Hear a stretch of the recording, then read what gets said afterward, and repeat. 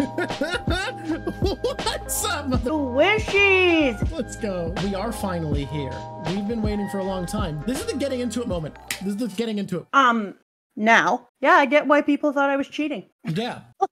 Now that I've seen how far into the future the thing I was sure was going to happen happened, I'm like, that's why people... But also, how cheating. literally it happened that he is called the sun god and his fruit is secretly a sun god fruit? Yes. Like, I actually feel like it's kind of wild now. I'm like, yes, he's going to be a sun god. Since Little Garden, I was like, he's a god. And then I think it was just before Jaya or in Jaya that I was like, he's the sun god. Because that would make it the center. I had already decided he was a sun god because of the different prophecies and narratives that I've been reading. And then I was like, oh, I meant a sun god. And then you even pulled me. Did I tell them about you pulling me aside at a family party to ask if I was trying to hype up the stream by reading ahead? I forgot this, but I was like, dude, I got to know like what our deal is and what we're doing as creators. Like, is this going on? Have you been looking ahead? Have you done this? Have you been reading ahead? You've been making some wild claims lately, and I just need to make sure that you know I don't need you to read ahead. This is just fun. And then I looked at you and said, no, what thing did I get very close to that's making you ask that? And you were like, what? I'm not telling you. I felt like I had to do my due diligence as a creator to be like, yo, are we being honest right now by saying this is a first time unspoiled read through?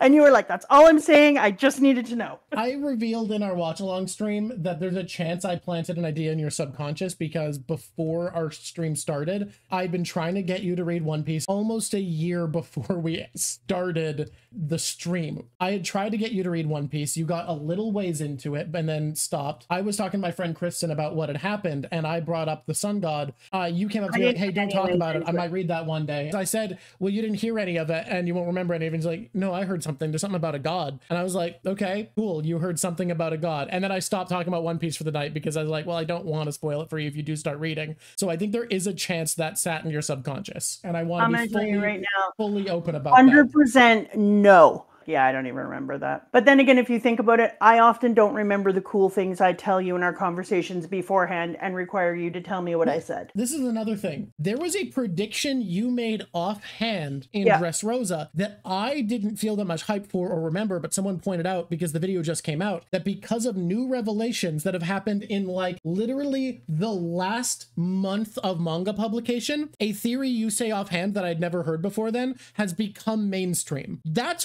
wild. To give so much props to Mama Drock's prediction ability, it was about 5 or 6 weeks after that stream, Dressrosa Part 3, that a reveal happened in the manga that made that become a mainstream theory, which means only Oda's editors and close friends and like the publishing staff would have known that reveal was coming that made this theory become mainstream because the mangas don't even get drawn until about 4 weeks before they go live. Almost no one had access to that information and you came up with that prediction. Like, it's crazy.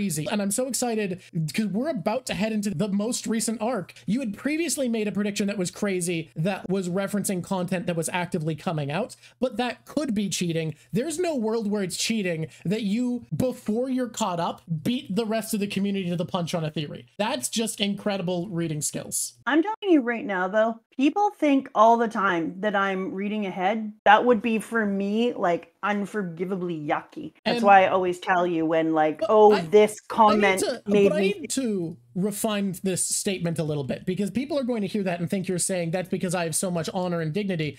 It's because it's fun and pressuring secrets out of me is fun, but reading ahead on a wiki isn't fun. Like I need to make it clear. It's not because you are so virtuous and dignified with your prediction. It's because it's a fun game and you would lose joy if you cheated that way. I agree. Also, that would ruin my skills. Like, I like being able to use media literacy to guess things. Like, that's fun. And just getting them? Like, no. Bullshit. I would not do that. If I'm going to be here, I'm going to do it real. This section story goes wild. I'm so stoked. Okay, let's do this. Do we want to just start with the big guy, with the big thing, the thing that everyone wants us to talk about? Should we just get it? Spoiler alert, I went into Patreon and we watched it together. Yeah. That was fucking wild. I think I cried and I laughed. It was the most fun I had in so arfing long. It was just wild. And I didn't sleep that night. I saw somebody be like, how am I going to sleep now? And I'm like, I'm so tired. And then I got inside of bed and I laid there and I'm like, I'm never going to sleep. Like, I just could not stop grinning. My face hurt the next day from how much I was smiling. I am so glad that it hit you the way it hit me, because like way back in Alabasta, you talked about how your favorite thing about One Piece at the end was it gave you a feeling of joy you didn't know a story could give you. And like, I have never felt that more strongly than the week that Gear 5 came out. The week that it came out, and everything about it was so exactly perfect and yet entirely unpredictable. I felt a joy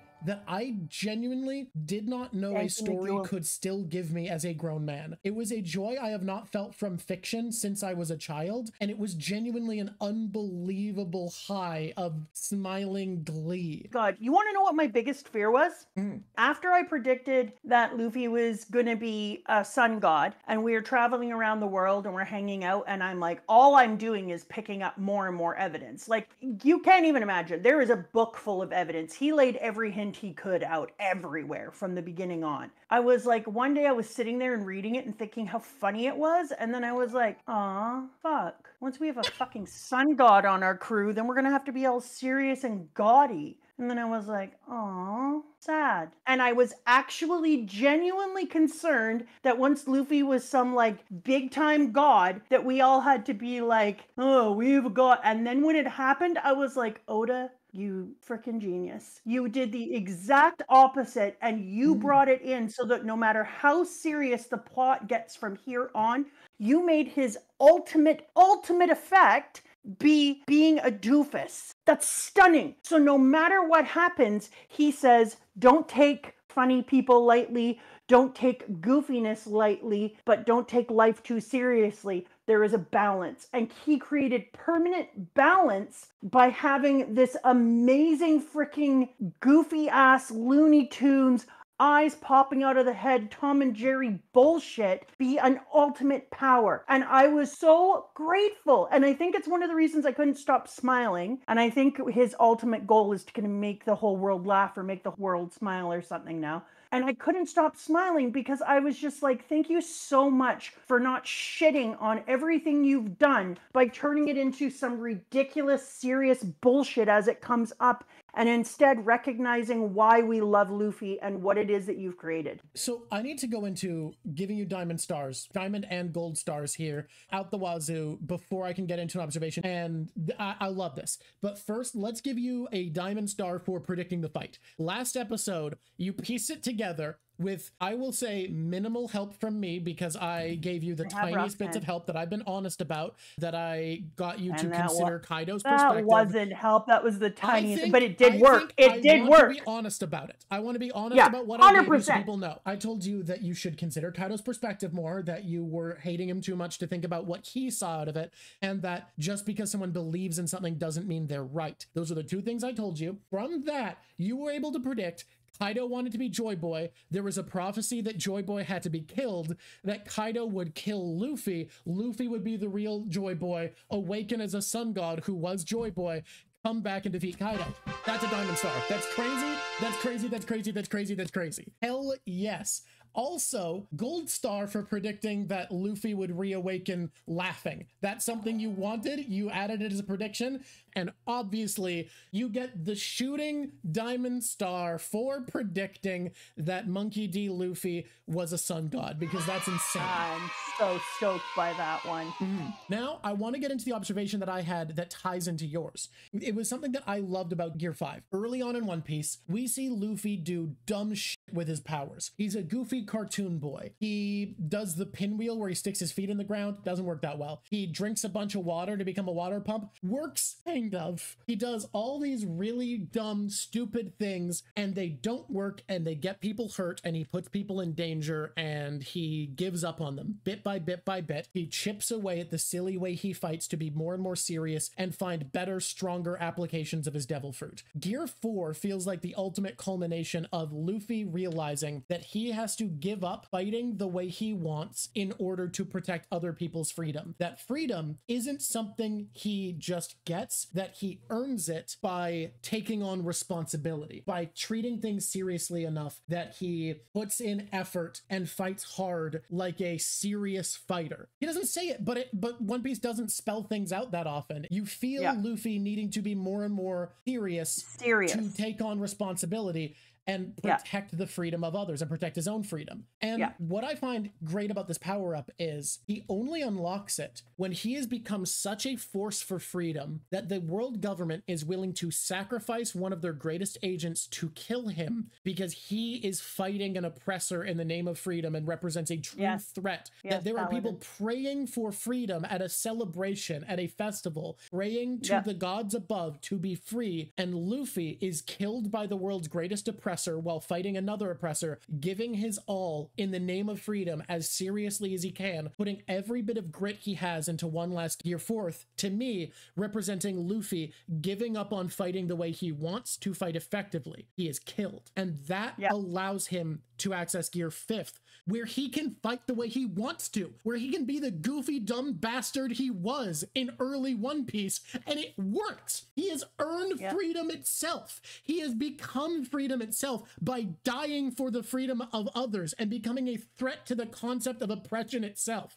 That's fucking beautiful. I was gonna say it was so beautiful, but it was also like a metaphor that I was saying is literally how I think about getting better at things. You do the thing that I think is really important. You make mistakes, you try new things. Learning to do a thing is easy. Learning to copy a thing is easy. Getting your own essence is hard. And you're willing to try a bunch of different styles. But that's the same thing that is going on in here. Luffy is a type of person. He has that type of fighting style in behind everything. He has audacity and he brings it into everything that he does. But he has to get more serious, like he's learning the basics. Just like in art, he's learning position and depth and scale and color, and he's having to learn all those things because he can't just come in like a goober and start goobering around. But then he does all those things, and now as a reward he gets to be himself and utterly strong and powerful. I haven't thought about it that way. What a metaphor it feels like for learning skills. To be in that place where you can be free with something and play and still be good, you need a mastery of the basic. That's what I like to think about. I often think about how people don't understand that, you can come up with something interesting and new and innovative and true to you, but you don't just go there. First, you frickin' learn to use the scissors, learn to pick up a pencil, learn the basic lines. You master concepts before you can just go full Luffy Gear 5 cartoon bug guy. And I think that's what we saw. Where did I start? Did I start at 1023 this week? Damn, look at me rocking it out. I had to read some so fast so that I could do our Patreon stream. So I forgot. Should we quickly talk about all the fights, like the major fights and what we think they say, what they mean? Just like go through. Here's what I'm going to do. Here's what I've decided. I'm just going to zoom through the fights. Okay, let's go. Who's on first? First of all, we talked about how we have our new Odin standing in front of his dad. There's a guy named who's in this one? Okay, keep going. Standing in front of his dad, and he's like, I'm not going to go easy on you, you frickin' little shit. If you're going to stand here and fight in front of me, by the way, I love that wolf. I love Yamato's wolf form. The Inu something, whatever. It's so beautiful. And then he's like, undo my chains. I am Kozuki Odin. Then you see that he was put into prison. He made friends with people, that his dad tried to kill him time and time and time again. That was rough shit to find out. Like, I knew he was shitty, but to find out just how shitty Kaido was as a dad, that was wow. Who do you think's worst parent between Kaido and Big Mom? It's Kaido. I think the thing is about Kaido for me is like, even if you could argue that Big Mom's a worse parent, you could at least give the excuse of it's a lot harder to parent 90 children than it is one child. Not only that, but Big Mom being ignored is one thing. Being ignored and used at least makes you feel like your parent sees you and sees your strengths. I mean, she does things like, Charlotte, you suck, and suck less, and that's not very nice. And she does steal some of her children's soul, which, Jesus God, I can't believe I'm saying these things about human beings and their children, but whatever. Soul stealing there. Kaido not only beats the crap out of his son, sticks him in prison with terrible people and is like, they ought to kill you. That should be good, and I won't have to worry about you. And so I just think that Kaido also just ignores everything about who he is, except for then again, he doesn't misgender him. So Kaido might say child abuse is on the table, but he also says trans rights. Even I have my lines, bitch. Granted, there is also the argument that Kaido is incentivized to say trans rights on account of easier to make your son the shogun than your daughter. Yeah, and also, like, he just would prefer to have had a son because he doesn't like women as much. It could be. Then we have my small little egotistical boy, Momo, give up 20 years of his life. And that's kind of a big thing. I don't know if you know this. That really broke my heart. It's not getting to go through, especially since I teach kids and I've seen 20-year-olds are still so young. I'm not saying that they're not becoming adults and I'm gonna be real. Stuff. Big difference between 20 and 28. 20-year-olds are still so young, and that's 12 years older than him. And he didn't even get to have all that growth and all that change. So I am kind of worried about him in the future. I really hope people work on him as a human being, because he could go in some really bad directions having to be an adult body. I speak as a person who's been 6'2" since they were 13 years old. Why is it that the women in our family age so fast and the men are like, you're 19, it's time to be your full height? I don't know what to tell you. We don't age fast, we grow fast. True. So when I was looking at it, I was so crushed for this little dude, because my heart is broken, but I also worry about his future, about what is he going to look like as a person internally? How is it going to mess with him? What kind of trauma is it going to do? Like, I'm happy for him on one hand that he gets to be in the same contextual era as his sister now, because that was kind of weird, right? Like, all of a sudden, your sis, what are you doing? That comes back, right? Yeah, I'm making it easier to draw. So that's good, but what a sacrifice. That's a way, way bigger sacrifice than I think that the story gives us. And then Luffy does the thing that Luffy always does and screams at him. Just get moving, you dumb idiot. Silence. Hold your tongue. A warrior fears nothing. Oh, you're still afraid, aren't you? You're afraid of heights now. And I love that Luffy big brothers him all the time and is like, move your ass, dumbass. Luffy's motivation for Momo of bite him. Why? Bite him. Bites him. There, you just bit an emperor. What scares you now? That's so exactly. Good. That's so good. Exactly. Because it was just like, up until that moment, you went way ahead, but I'll allow it. Up until that moment, Momo just had Momo, so I think all these different fears inside of him and all of these insecurities. Luffy could have done anything he wanted to, but instead he was just like, bite the most powerful emperor of the sea. There, you bit right through him and took a chunk out of him. What do you have to fear? What are you going to do that's harder than that? Momo's like, okay. There seems to be some logic. Somebody had an interesting idea of them being twin dragons, so it would be the yin and the yang, and that Momo's pink dragon would have been born out of the DNA of Kaido's dragon, out of the DNA of that devil fruit, which is an interesting thing. We don't have enough evidence there yet, but like, kind of an interesting idea. And there's so many similarities. Cool, and if it fits is great. And I think even if it isn't true, feels symbolically true. But the main evidence they provided was that one works better than other artificial Zoans. But I feel like I can chalk that up to Dr. Vegapunk build it, and Caesar's a shitty scientist in comparison. Yeah, it could be. Anyways, I think thematically, don't talk about Caribou, please. We don't talk about wet reindeer, especially since he knows where the goddamn weaponry is now. Freaking wet reindeer, muddy, gross. What's he gonna do with that? I adored the whole thing when Momonosuke talked about what his name is and got all important and I'm a big deal. And I loved everybody putting things into the air as Luffy is going off in his great big fight. Everyone's putting things into the air. I'd like to drink clean water. That would be nice. Two dragons face to face. They do look very yin and yang with the dark and the light and stuff. I have two dragons, not just my grandchildren. I have two dragons on my desk. They hang out with Ace and Luffy. Oh my God. Did I mention that I'm going to be able to go on websites soon that has the One Piece gear. You get to buy merch. I haven't ever been able to just look at merch. Kind of weird, actually. You're a great big brother, Luffy. I know that you forced your big brothers to be big brothers and then taught them how to big brother. But then when you became a big brother, you took the best of them and yourself. Aw, that's a very sweet compliment to Luffy. I just love our rabbit. Can I go to the end and just say, if you're going to choose someone to be the king of Zo, I'm glad it's our rabbit bunny. I know you're glad, but I do want to say she has shown no leadership ability and they are just doing it because Pedro inspired her. Listen to me right now when I tell you this. It's a wild choice. Yes. I love that our boy learned how to use his dumb clouds and hold all of the island up for them. But I just want to move through. Fight with Mama being dunked down through the earth with Law.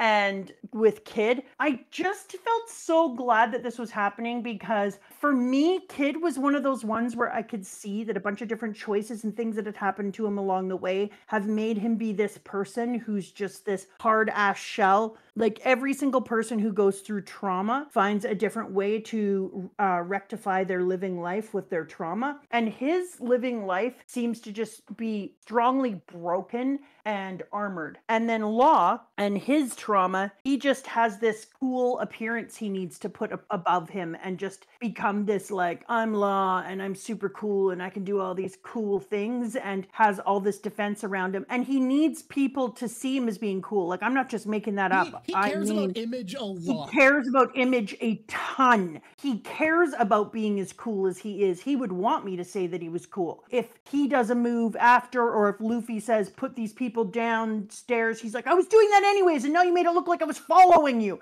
He cares. And so having to work together in this fight to take down Mama was such a good idea, because you had two people, one who needs to be seen as ultimately strong and hard ass, and one who needs to be seen as too cool for school. And instead, the two of them had to work together. Did they still have all these problems? Yeah, but that's what was going to make this fight good. And the ways in which they took Mama down, and they're going right through her body and killing her from the inside, was delicious. I love this fight so much. Maybe it's because I'm a writer, but from a writing perspective, I think it's wildly impressive, because more so than any fight in the series, I think every single character in this fight comes out looking better. I would agree. It feels like it hypes up more than any fight I can think of. Every single combatant, all three of them, come out looking so much stronger and cooler for it. And I also love that it feels like Law's fruit has endless utility, Kid's fruit has endless raw power. If you're fighting a devil fruit master on the magnitude of Bigmom, who has power and utility for days, of course you need both of those things. Because she has Hera and Prometheus, and she fights on so many fronts, but more importantly, because she can steal the life of the people around her, and you needed both ingenuity and brute force in order to beat her. That's just a given. And so when you get something as innovative as the way that he was taking her down from the inside, and the way that he cut her apart and tore her up, and then that doesn't finish it. Why? Because it won't. You need then Kid to push her through.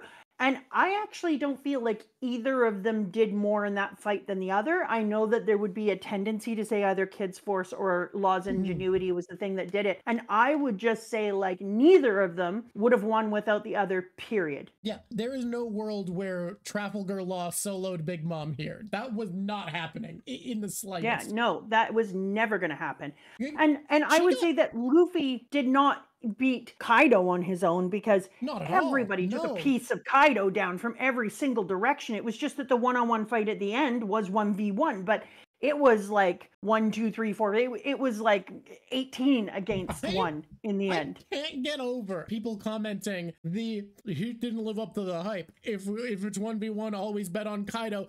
This is 1-on-14. When it's 1-on-14, like, you have all the red scabbards. You have his son, all the red scabbards. You have Momo taking an actual freaking bite out of him.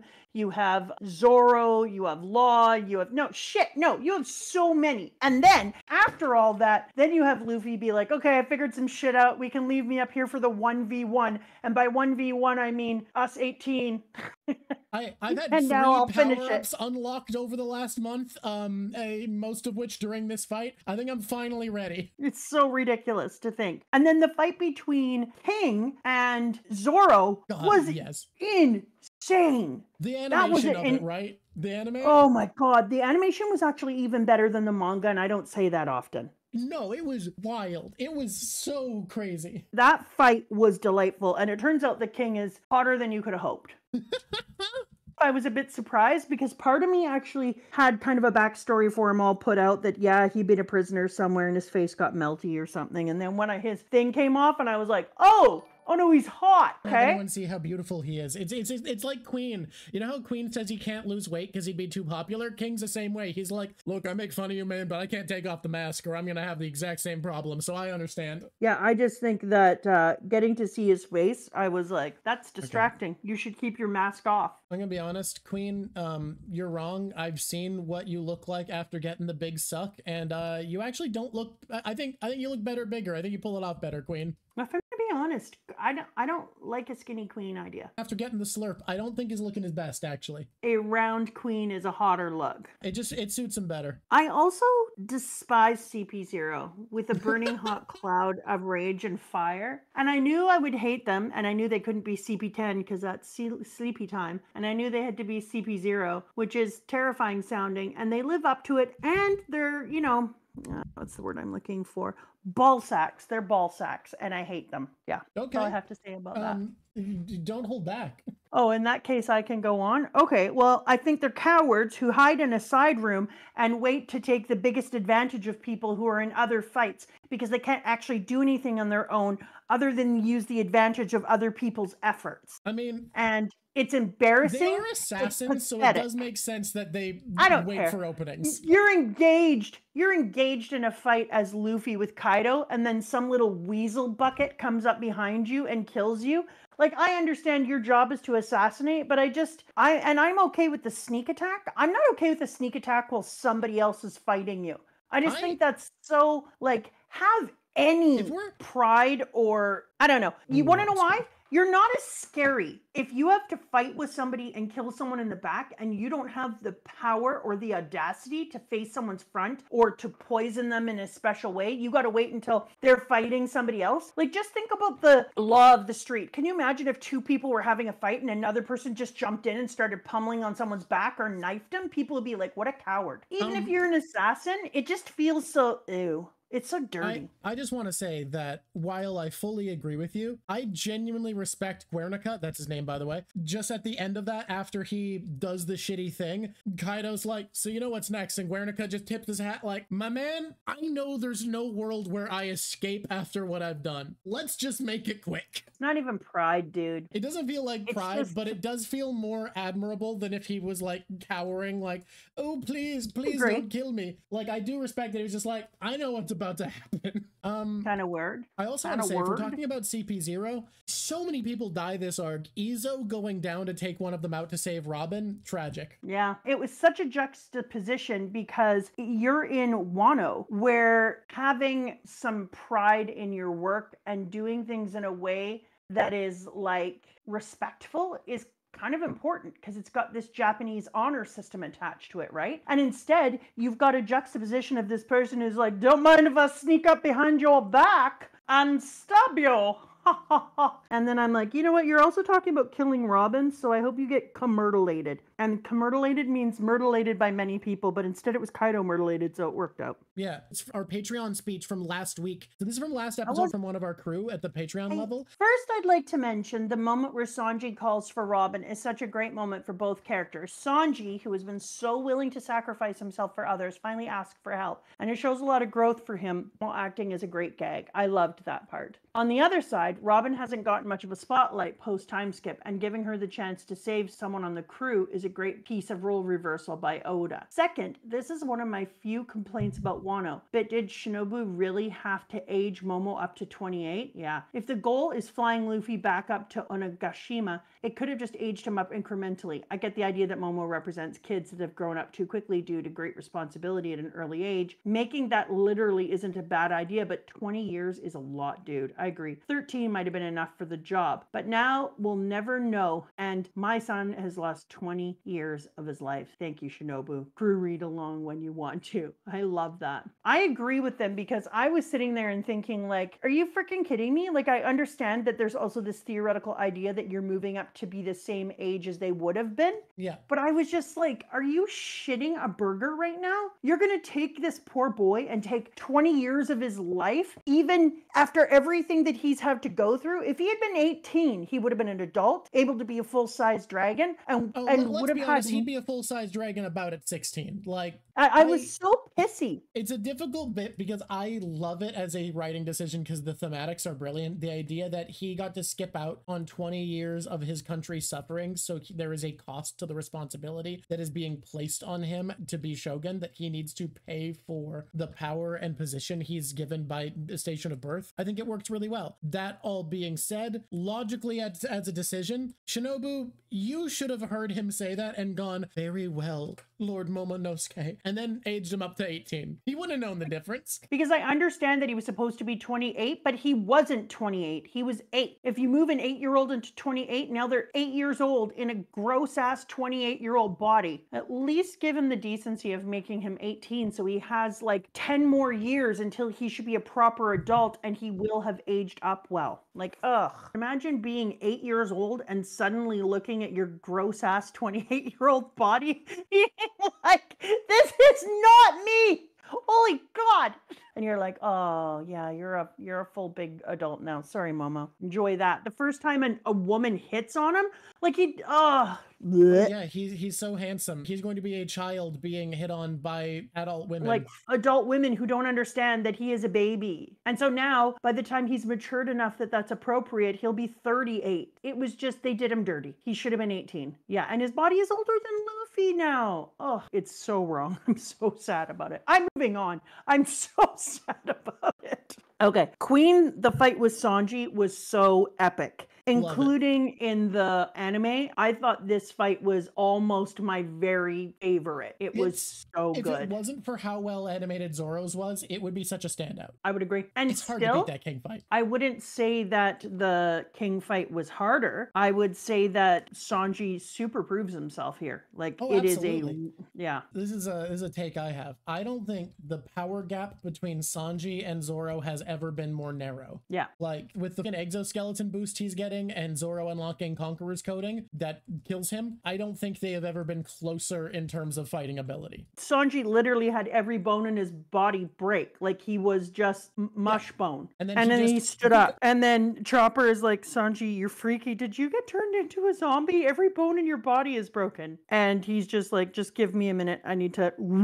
Everything's good now. We're good here. 5, 6, 7, 8. I'm gonna fight. I'm Sanji. I do the fights and the fights and the fights. The end, I win. This is a good fight about confronting his family. There's also a good fight about confronting his perv. Yeah, we talked about on stream with you that people observed that his eyebrow swirl changed to be the same direction as his family when his powers activated. I also love him being afraid of losing himself and telling Zoro that if he isn't himself anymore, Zoro needs to kill him. And Zoro's like, I get to kill you? Sick. Looking forward to it, bud. Enjoy your fight. Yeah, I agree. It was a little too easy, and then later on they do something. I was looking at Psycho Killer. Qu'est-ce que c'est? Fa fa fa fa fa fa fa. Because I loved his fight where he was like, if you take damage without a proper conduit, where does that damage go?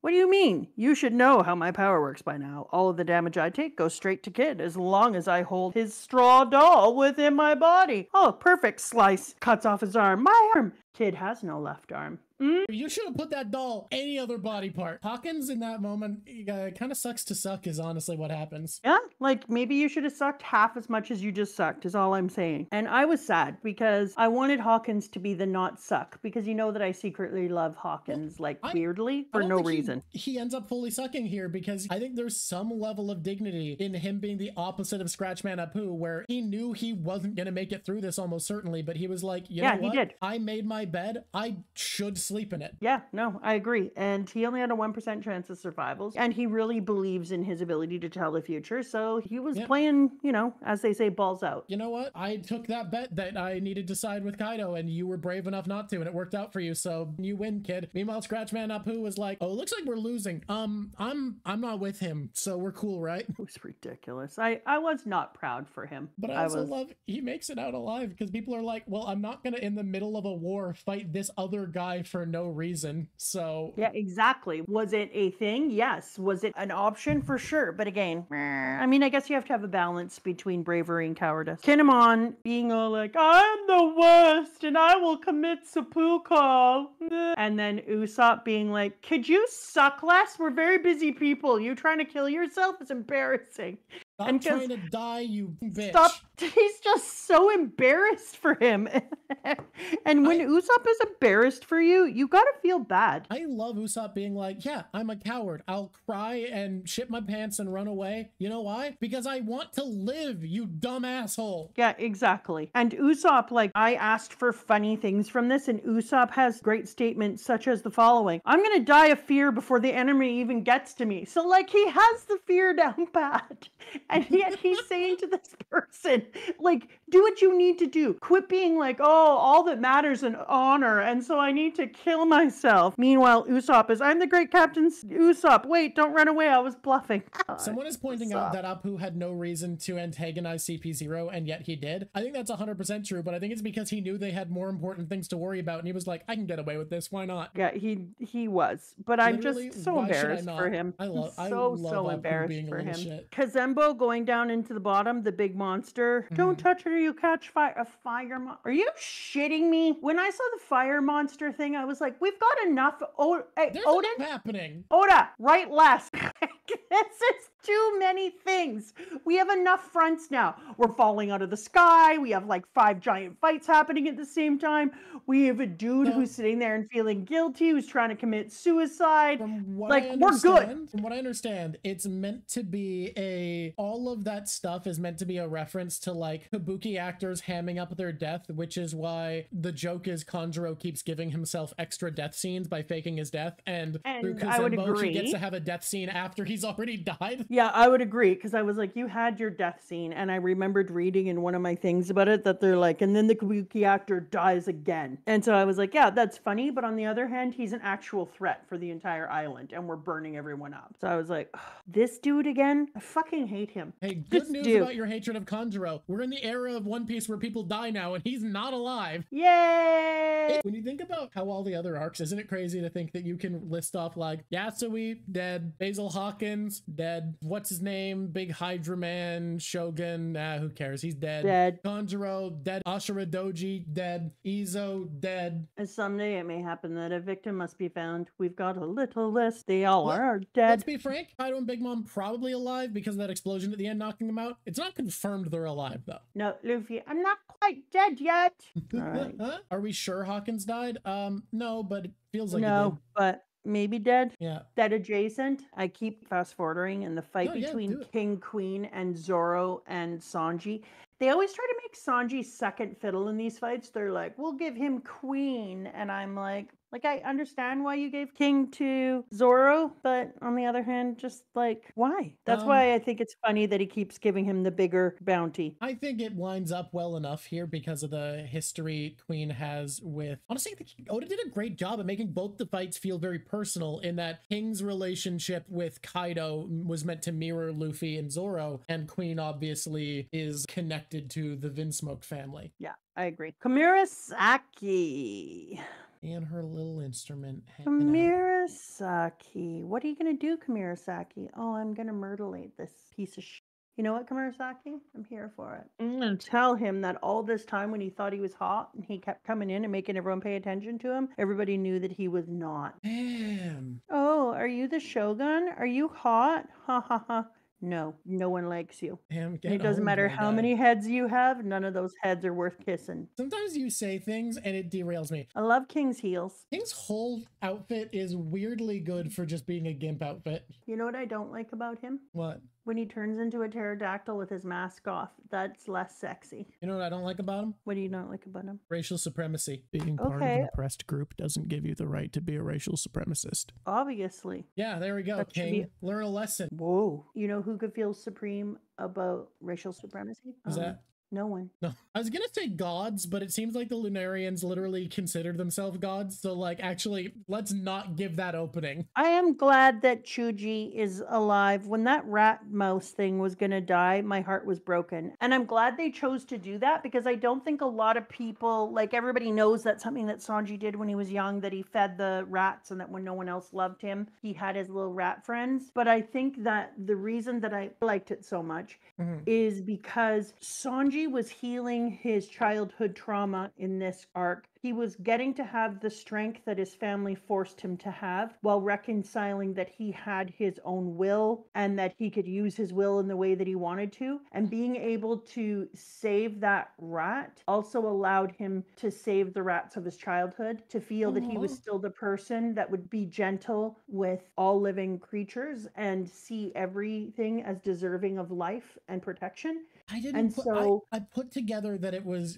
symbolic of the rats in his childhood, but bringing up how important it is that he saved Chuji and not just the girl is that I didn't think about that. That's really beautiful. So at the same time that he was fixing his ability to have strength and humanity, part of that humanity came from his saving of Chuji. I like that. Can I respond to a thing that chat has brought up? Only if it's a good thing. It is a slight detour, but it is a good thing. It is last time I said once we knew all of King's powers, I would say why people should end with the Katakuri versus King debate because Katakuri obviously wins. It's simple. It's simple, guys. Okay? One Piece is a lot of time about how powers match up. King, great, strong dude. I'm not actually going to say he's weaker than Katakuri because I genuinely think they're about even. But when you get into like what they do, King's biggest weakness more than anything is patience. If someone can wait for an opening, they have a better chance because he's only vulnerable when he goes into his high speed mode, and Katakuri both has better mental endurance and would outlast the fight and could use observation future sight to wait for an opening and attack him while he's in his super speed. I like that we had King give the prediction of Kaido having to be Joy Boy because nobody was going to come along and kill him, and that in order for that to happen that he would have had to have died. And I also like that in both fights we got to see in the Zoro fight, the thing that I think gave it the most impact was seeing King travel back through his memory through all of the things that attached him to Kaido and the strength of their friendship, because you have to admit there's a great strength of friendship in there. Oh, absolutely. And the loyalty.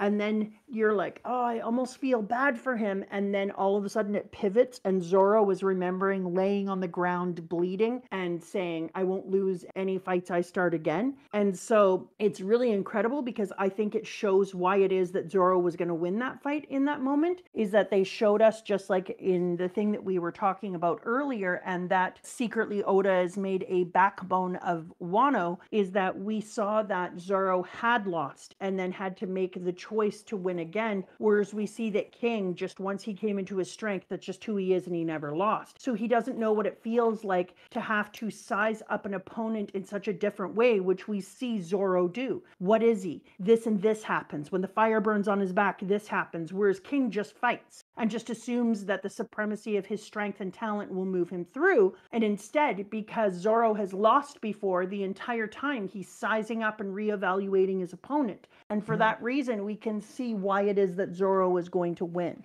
And we also get to see the relationship between Luffy and Zoro in that moment too, and be reminded, no, we're on Zoro's side.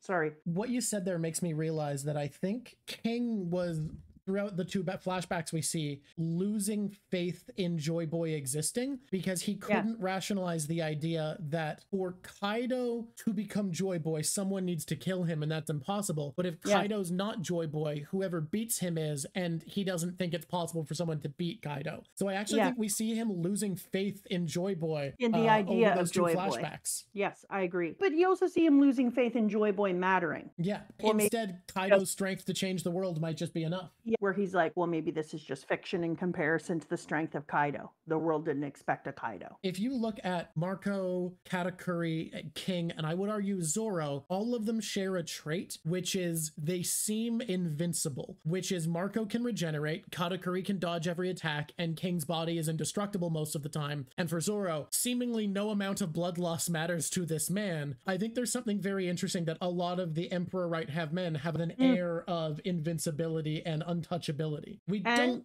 know who Blackbeard's right-hand man really is. I'd argue Shiryu at this point, who we know is invisible, and I think that could also give an air of invincibility. And I would say Cruzeiro is right, because that's kind of what I was thinking. Is the other thing is a right-hand person needs to be a person who could be a captain in their own right, but chooses to follow the will of another person that they think is worthy of their admiration.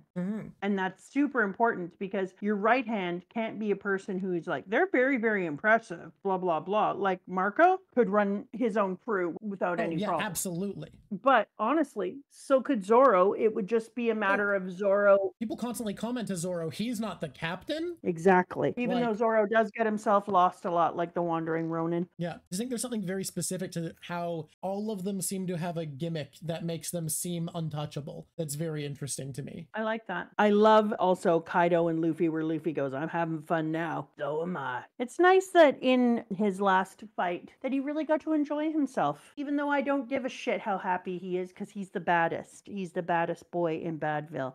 I want to see my mommy. Got a weird trait to him where it's like, God, he sucks so hard. He's such a bad guy, but also I can't help but be like, yeah, he kind of rules. Well, you kind of got to admire him. And I like that he's got the funny thing, because remember when we were talking and I said I was so glad that Luffy was goofy. Yeah. And so is Kaido, you pointed out, because we've got Drunken Dragon Bagua, and we've got all the different types. He goes through rage, and he goes through drowning his sorrows. He goes through all of these different things. Drunken flirty, when he's fighting. And so he's got his own funniness to him, you pointed out to me, which is really cool, because Oda was like, even the baddiest of the bad is also kind of a joke. That's One Piece for you. Nothing will get taken that seriously. And it makes you thrilled, because thank God. Well, can you imagine if he kept getting more and more serious? You got to add a bell in me. Because it was heading that way for such a long time, a lot of people really did want it to keep getting more and more serious. And like something that we talked about on, I think it was Phone Call After, how Gear 5 is the sun, not because it has a literal light power, but because figuratively it brightens the world. Exactly. It is figuratively lighting up the world, lighting up everyone's day, making everything lighter. That's the sun. It's not That's just the about power of the sun. Heat and light. It's about lightness of heart. Yeah. Which is why Joy Boy is the drum of his heart, because it's about lightness of heart. Yeah, of course Mama Drock remembers Pearl. Everyone remembers Pearl. Pearl is the most memorable and important character in One Piece. Which means Pearl's coming back soon when people start doing shit like that. God damn it. I hate Pearl. Am I going to get to see Luffy kill him? Will Luffy kill him? Oh my God. Are Pearl and Caribou going to hang out? Please, no. Just let the story happen. No. Please. Let it all happen, you know? Oh, I don't want to talk about that. I'm moving on. Okay, so the fight is incredible. And then we get our 5 elders. I don't know if I've told you this lately. They're not giving me joy lately, these 5 elders. The 5 elders are not giving the people in charge First, of the world they're government. Like, steal Robin. And you're like, yeah, I know how you killed her entire people and you ordered them to go and kill. So I'm not happy with you. The one frustration with Oda's writing is he's so good at world building and making the world feel consistent and lived in, and people act the way they would, that you have to put up with shit like this where it's like, guys, you already did that. So like, that's the one issue with taking your story seriously, is you end up having to repeat yourself, because of course they're going to try again. So they go to tell them that they have to get Robin, and then we have to presume Nico Robin is already in custody. She's not, shit face. Because so I was glad that got happened for them, but later we're going to find out other things about that, and then I'm just angry as heck. So, to erase that fruit's name from the annals of history. No, there's a huge shadow up ahead. What is it? No, it's not possible. That fruit is only a legend, even to us. It is not awakened for centuries upon centuries. Then why would the government bother to give that one specific devil fruit another name? And this is when we knew that Luffy was going to have an And it was going to be a people devil fruit of all the insulting things. You remembered me being like, I don't know, I think a human fruit could be cool, when you were like, that's a lame devil fruit. And you were like, haha, watch me be a Jin and say things that are just tricks, eh? And I'm like, no. Mama Drock, do you think Shanks knew about the devil fruit? Everyone is like, I think Shanks was bringing it to Ace, and that if he brought it to Ace because Ace was Roger's son and da-da-da-da-da. But had Shanks met Luffy at that point? No, Shanks met Luffy when he showed up on the island. I do think Shanks knew. I think Shanks is some secret baddie of badassness that, well, I mean, the elders are afraid of him. He said, I want time to talk to you. And they were like, okay. I've got a question for you. There is a thing about Shanks that is likely true that was hinted at very, very blatantly. At the point you are at, most One Piece fans knew a fact about Shanks, but they knew it from a pamphlet that came out to give information about a movie. Oh. The worst decision in One Piece's history of writing is that this information was given out in that way. Would you like information that the fan base at this point had about Shanks? Well, yeah, because I feel that it's not very fair. It isn't very fair otherwise, but I can't make the same level of guesstimations. A pamphlet that came out for a movie hinted both that Roger found Shanks in a treasure chest on a place called God Valley, and that he was a baby of a celestial dragon. This was a pamphlet for a movie that hinted at these two facts. Yes. So he was found in a treasure chest on God Valley. On God Valley. Which is where Roger and Garp fought Rox Diesebek. And then the second part is in the movie. Okay, either way, one's in the pamphlet, one's in the movie. So this is information about the story that came from a non-canon movie. And give me the surname. Oh, and they gave a surname, which was Figureland. Child of a celestial or child of an emu? Of a celestial dragon. And it can't be a child of an emu? That part was not confirmed. Because, just like, hear me out. How does he have that hat if he's not the child of an emu? The hat he got from Roger. That's Roger's hat that Roger gave to him. Right, because Roger had the hat. Wow, that was a brain glick. You know what? I'm comfortable. Sometimes the brain does. Yeah, I know this is a lot to process, and it's wild that you're getting this info this way. I genuinely, there is no decision I critique Oda more for than that this is how this information was given. I wonder if he did it on purpose so that people had to watch movies and shit because it gave away big pieces, baby. That's info on Shanks that readers at this point had, which I again think shouldn't have been in a movie. Or a pamphlet that came with tickets to a movie. That changes some I don't know how to stick those pegs in because all my pegs are out of place now. Okay, I'm gonna have to think on that. I don't have time now. I'm gonna move way on. Let's move way on. You ready for this, baby? I'm always ready. Let's do it. Let's go. Luffy does the fighty fights. He's fighting. Some fighting is happening. Do you like how detailed that is?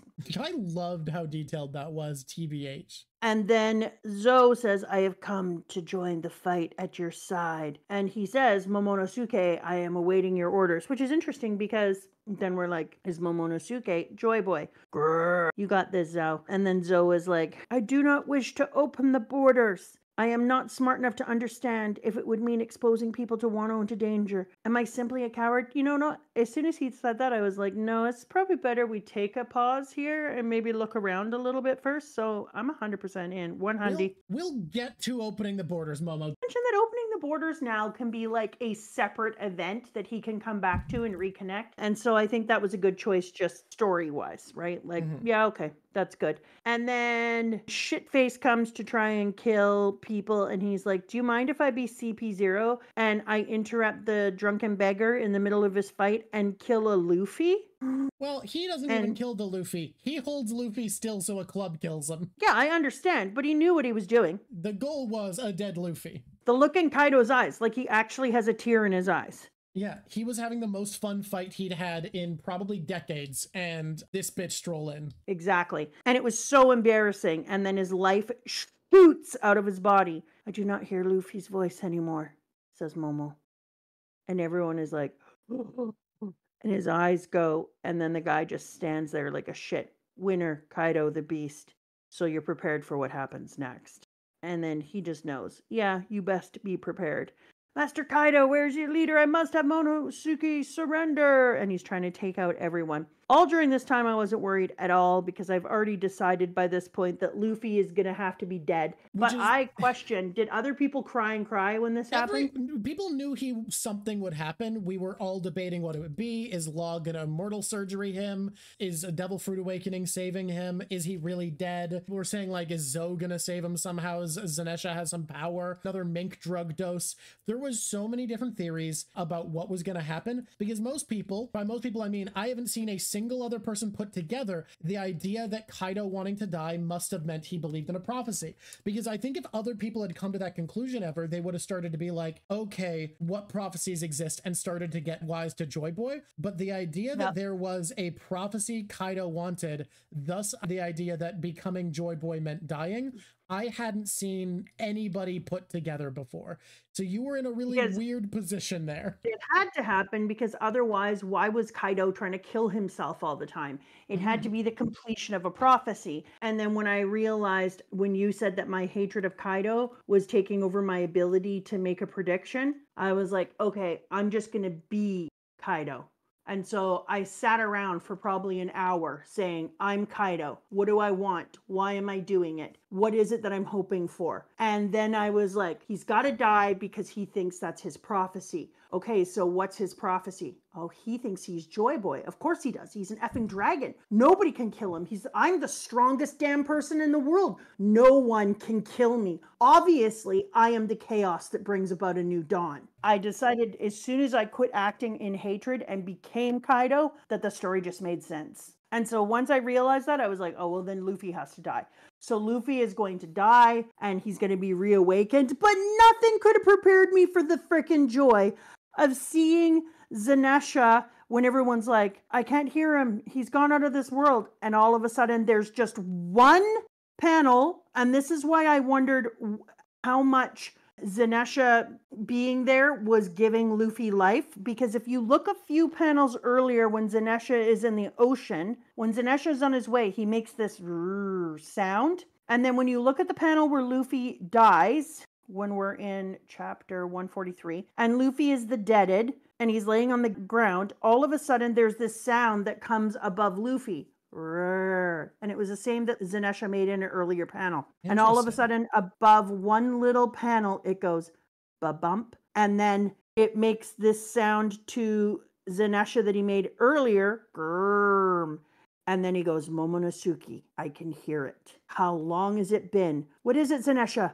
I hear the drums of liberation for the first time in 800 years. He is here. Who is? Joy Boy. And then it shows Luffy melting in to a goddamn comic creation has returned. And he's grinning and laughing ear to goddamn ear. F my bees, that's amazing. It's crazy. It's crazy. There's no words for how well that was done. That was done so fucking well. What happened to me? Why can I still not stand? Even though I lost. I'm having fun for some reason. And then it goes, dump, da da dump, da da dump. Luffy is Joy Boy. Is that what Zenesha is saying? The fact that Luffy's heart is the drum beat. Beautiful, isn't it? I'm gonna cry. I'm just going to cry. It's so good. It's so good. I've never said this before, but we're going to move through these shitheads so I can talk about my Luffy again. Speaking of so good, can I take a brief moment to say this Gear 5th Luffy is looking better than I thought it would? And quick art tip for anybody, digital art tip. The best way to make lightning look like lightning is don't color the inside of it, make it white, and just change the color of the lines. Then you can add a bit of a glow later. You can go purpley, you can go blue, your choice. Sacred Marjo, the Hall of Power, Pangaea Castle, which is the connection of the whole world into a one piece. So we've lost an elite agent and we've made Kaido angry. What was the point? What if I told you that there was a potential future that would make us beg for this outcome? It's always better to eliminate dangerous variables. In every era, the world government has attempted to recover the gum fruit, and not once has it succeeded for 800 years. So of course Shanks took it on purpose. Shanks is a goddamn celestial dragon child. He was found in a treasure chest. He is a treasure. And he was found by the most powerful people. He knows people. And so he knows people. He knows what's happening. He knew what he was taking. It's as though the devil fruit is trying to escape our grasp, and it very well might be. Zoan fruits contain a will of their own. And this particular fruit, so I like to think of Zoan fruits having a will of their own, the same way that we think of Enma having a will of its own, that the Zoan fruit has that kind of like hockey pull. And so Luffy did have to literally fight with himself as he was moving up between his hockey and his devil fruit. I think that's how a lot of people take it, especially because this is a theory that was out at this time. We see Yamato protecting Wano, able to awaken his Zoan, whereas we see Kaido, who also has a fruit that is indicated to be the sacred protector of Wano, who, despite being so strong and so powerful, seems to not be able to awaken his Zoan. That makes sense. So the idea being that, like, yeah, there is a thing with a will that you need to either be dominating or in tune with to be able to awaken your Zoan fruit, which I like as a theory. I do as well. Hey, you made Luffy's Goofy Gear 5 sexy. What? I think he just looks normal. I think he looks fine. Sexy Luffy. All right, here I go. It's as though the devil fruit is trying to escape our grasp. Zoan fruits, blah, blah, blah. And particularly this fruit has a name of a god. The other name of this gum fruit is Zoan type human fruit mythical model Nika. Doom diddy doom, possessing a body with the properties of rubber and fighting in whatever way he fancies, bringing smiles to the faces of people. The warrior of liberation, also known as Nika, the sun god. Awakening brings his rubbery body greater physical strength and freedom. It is said that in all of the world there is no power more ridiculous.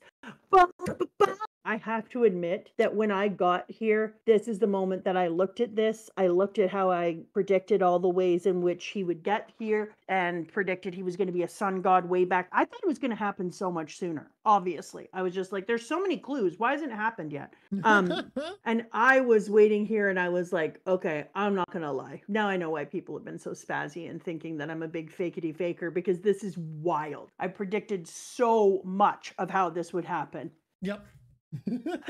But then I high-fived myself and I said, well done me. So right now I'm going to give you a mushroom. Oh yeah? Is it for the Momo moment? No, it's for devil fruits don't make people a god. Did I actually predict that though? You can't just give me you mushrooms. Said it. No, I said a lot of things. I'm sorry. We've decided it's just for predicty things, because otherwise we could go in and just say a bunch of shit. People are saying you predicted it. If it's on the prediction page, 100%. You know I won't turn down a delicious purple leaking mushroom. Gotta be in the number, peoples. Gotta be in the number. Because you have to know how much I just say. You did say hockey would be how he did it. Actually, that was one of your predictions. Hockey would be how he is a sun god. I think I get a star for that too. No, you don't. It's Devil Fruit Awakening. Yeah, because he only got to where he was going to be. You know what? We're going to hold off on giving you a mushroom for that one. And we're going to say, if we later find out you need to develop your hockey to awaken a devil fruit, then if we get that confirmation. We did find out. We did find out in chapter 1058 or 59. They said that the only reason that you can awaken it is when your fruit and your hockey, or even Kaido, I think, says it, come into balance with each other, that it awakens you. No, wait, you're right. You're right. That's a gold star. That's a gold star. And that's a gold star. In a weird way, because it is the devil fruit, not hockey, but yes, devil fruit awakening is hockey based. Yes. When your body and mind catches up to your fruit. It doesn't say your hockey. It does say hockey in another part where he said where you learn to grasp a hold of your hockey. All right. Gold star. Star. Ooh. But devil fruits do make people a god. They definitely do. 100%. Stop saying that Crocodile has their fruit awakened. This is the thing people say all the time. We don't know that at all. Everyone just says it. We don't even know what Logia awakenings look like. It has yet to be confirmed. We just see him do cool shit with it. I hope he doesn't. I'd like to see it. The goofy ways in which he fights Kaido at this point are incredible. Oh, wait. Someone found out that the exact thing you said, thank you, Caleb. Thank you, Caleb. The exact thing you said was that a special color of hockey would be the sun god power, which it was not. So the mushroom's back on the table. No. The special color of hockey thing was because I remember, isn't that when I saw Luffy? And so I said, that has nothing to do. You made still. No, I'm not done. That had nothing to do with whether the special color would make him. I just said the special color would indicate his turning into something special. The only reason I know that is I just watched it on Dressrosa twice in a row. All right, we're gonna hold off on that. We're gonna have to do a check the tapes moment. We're giving homework to the editors. Dress. I'm comfortable with it. Let me talk about this now. It's super funny. So Luffy comes in and we're like, this is ridiculous. What is his thing going to be about? And then he immediately grabs Kaido by the tail and smashes his face into the ground, then spins him around in a circle so Kaido's eyeballs do the being in the front out of his head thing, and then uses him as a skipping rope. And then he starts laughing and laughing, and it says Gear 5. I'm sorry about that idiot earlier. I didn't want to win that way. Don't sweat it. Let's finish this up. He's just so good. So good, Luffy. So good, my boy. His body transformations. I was certain that you were dead. Me too. Given that you're transferring your rubber power to other things, I suppose. Remember, I talked about this too. I wondered if we are going to see an awakened Luffy. Is he going to be able to change all the things around him to rubber the way that Dofi was able to change everything into string? But on the other hand, let's be honest. Let's be honest. Oda doesn't like to do things all the same. He doesn't want things to be too predictable. That is a gold star. And he does. And he starts bouncing around and nothing could be more cool. But then I thought Momo keeping the island up for as long as he did was cool. But they could also do a thing where they turned the island to rubber. Although you don't want to bounce rubber balls off of people. Anyone who's been hit in the head with a dodgeball in elementary school knows that. So then he says, I suppose I can interpret this as an awakening of your paramethea powers, but something doesn't add up. Body transformations like that are a trademark of Zoan powers. I like that as Luffy is bouncing through Kaido's body and ballooning him, we're having this whole side conversation about how his powers work and how he's become awakened. We give props to Kaido real quick, because literally who else keeps their cool and rolls with the punches better than this man? Oh yeah, he's like, oh, are you awakening in front of me? Were you just dead and now you're alive? And now you seem to be some sort of crazy, weird Zoan paramethea? And you're like, yep. And he's like, that's cool, but things aren't adding up. Let's break this apart while we fight, shall we? And you're like, run some numbers on what's going on to me right now. Jelly makes a good point though. Like, he's drunk, so he's just rolling with the punches. One of the grossest things that we can ever see is Luffy's freaking arms coming through Kaido's eyes and grabbing his nose. It's awful, yeah. I love when a friend of mine pointed out that this whole section of chapters is literally just like a straight 4 chapters of Kaido screaming in confusion and then being like, all right, but now I'm good.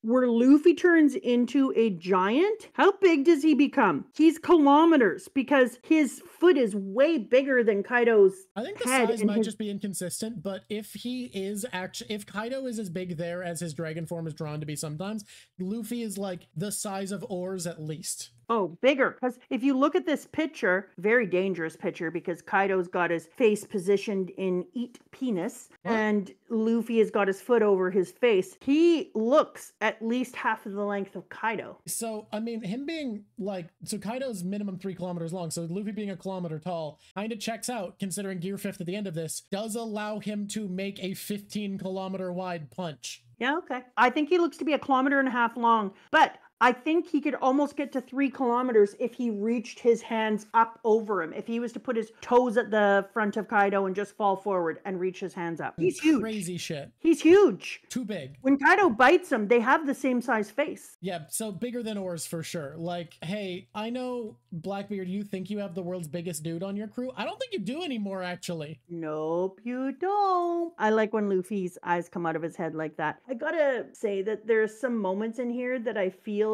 are just so sweet if you're the same age as the manga maker, because I really feel like sometimes he's just giving me a nod, like, see this? And I'm like, I do see that.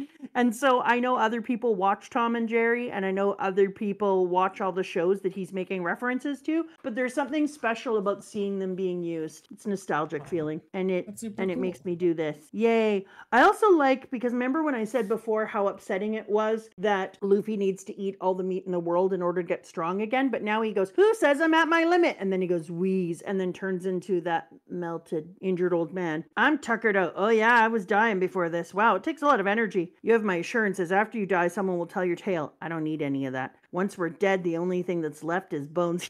Oh my God, Luffy, that's terrifying. But then he's just like, but his voice is nearly, this can't end yet. Kinemon, blah, blah, blah. And he's talking. And then Luffy goes, you actually think I'm afraid of that? And he just stands up and he already has strength again. Didn't need to eat, didn't need to change, didn't do anything, just went back to himself again. Then got punched in the face with the club, allowed his face to rubberly shape around the club, which is such early Luffy, only now it's effective. And then ran away with his face in club shape. Oh, that shot what a is nod so to early fucking cartoons. funny. Just comedy gold. Honestly, I love it. There are the people who wanted serious out of this. This is great. This is golden. This is perfect. No, I love what they decided to do with this. It's so worthy. It's so worthy. I love it. I was so afraid that we were going to get this freaking depressing bullshit. And instead, what do we get? Freaking cartoon crazy Luffy. And that's amazing. Okay, Paladin Berserker, Oda, 2016. My audience won't be satisfied if the reason for defeating Kaido is just because Luffy has a strong punch. Luffy must find a solution. Also, Oda, Luffy gets a big giant fist and punches Kaido.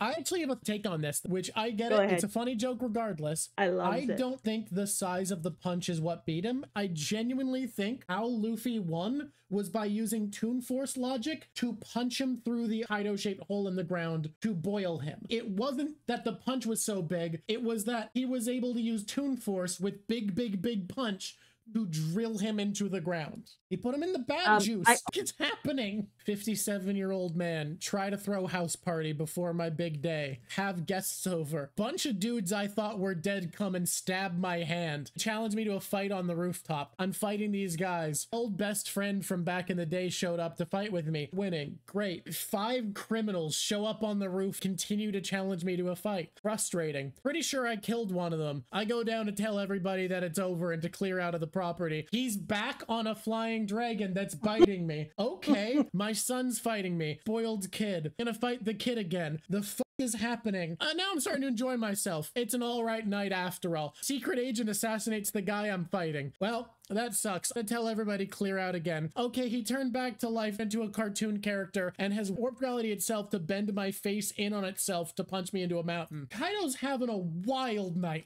And then he goes, isn't this fun, Kaido? It's so unhinged. And then Kaido says this, I have one question. Who are you? And Zanesha, how long has it been since I've heard this rhythm? Joy boy. Oh, joy boy. It's as though you're right here and my heart is dancing, but I cannot feel that fate at work. I cannot help but put my hopes in him. Who am I? I'm Monkey D. Luffy, the man who will surpass you and become king of the pirates. This was so necessary because so many people at the time were theorizing, oh great, Luffy's been possessed by the spirit of Joy Boy. He's not even Luffy anymore, etc., etc. People do not give this man enough credit as a writer because, look, you think he's going to do that, but it was needed for a lot of people to have the reassurance that this is still Luffy. Yeah, I can see that. I also like that they had the Zanesha water spout thing go up and put off all the fires because the fires were just kind of pissing me off at this point. It was like that distraction. You're in the middle of something really big and someone keeps going, excuse me, and you're like, I'm gonna lose it. Shut up. I'm watching cartoons. Very busy. Yeah, so this was very good. You got to admit, the Rising Dragon against the Bajrang Gung and Flame Bagu, when they meet in the heavens. Your pronunciations, we can't get into it, but those were, you just went for those. If people want to pronounce it, then they should start a YouTube.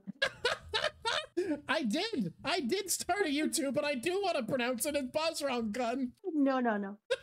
Oh my God. Bangarang! I wish Orochi would go away, says the balloon. Not a problem.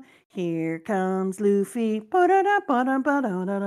Hey, can we take a moment to acknowledge Toko changing her wish from I want to see you again soon, Daddy, to thank you, Daddy? Oh, the thank you, Daddy is so sweet. And more importantly, she doesn't want to do the dying anymore because she understands what he's given up for her to be alive.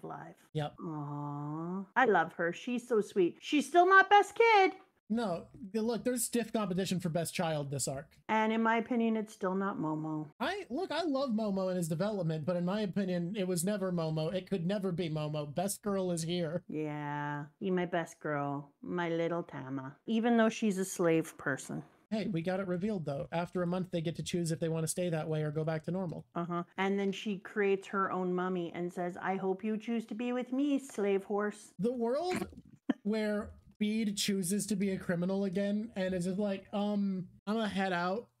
Like, are we willing to forgive all the crimes I did against your people, even though I'm not? Hey, the reveal of the big nose boy being the grandfather, little wild. Yeah, it was predicted by a lot of people, surprisingly. Well, you knew that he didn't actually die because in the earlier things it talked about how he was just on death's doorstep, but it never did a death and a funeral. And they said he's gone. So that makes sense that people would be into that. You know, it's a very funny way that the theory got confirmed. The same voice actor got cast for both. Oh, that makes sense. Do you want to know what's a really funny thing? Is remember I said, well, he has to be more because this isn't enough. But then I just stopped thinking about him. You did not come back to him. You were too busy thinking about Kaido prophecy. And you were like, there's more to this Tengu man, and just never thought about him again. Tengu, Tengu. The ancient weapon being revealed to be on Wano. Oh, shit. You knew it was there, right? Like, I mean, you knew it was there. The fact that Wano has got the shape that it does with the big thing in the middle and then the fresh water is a wildly awesome thing. And then I was like, no, because they got in this way. And then I was like, no, you big donut. They went up a waterfall. Of course they got in that way. And I was like, yeah, baby, that's true. And then I was like, well, god dang, we can't just leave it there, Luffy Luferton. And Luffy was like, you know what? Peace out, baby. I'm going to exactly leave it that way. But there's an ancient weapon here, Luffy. Bye. That's unfortunate. Let's go. I will not open the borders yet. Very well. I will respect your decision. I trust your judgment. Nice, Zinesh. You did a really nice job because Momo's 8. So wherever you can give it to him and give him his power. Momo reminds me of kids with oppositional defiance that I'm just trying to give power to so they feel like they're in control of their own life and destiny so they can do work, learn, and have a life afterwards. So whenever you can give oppositionally defiant Momo a little good thing, then do that because it'll help him in his development and he's going to need all that help. We looking at the moon real hard.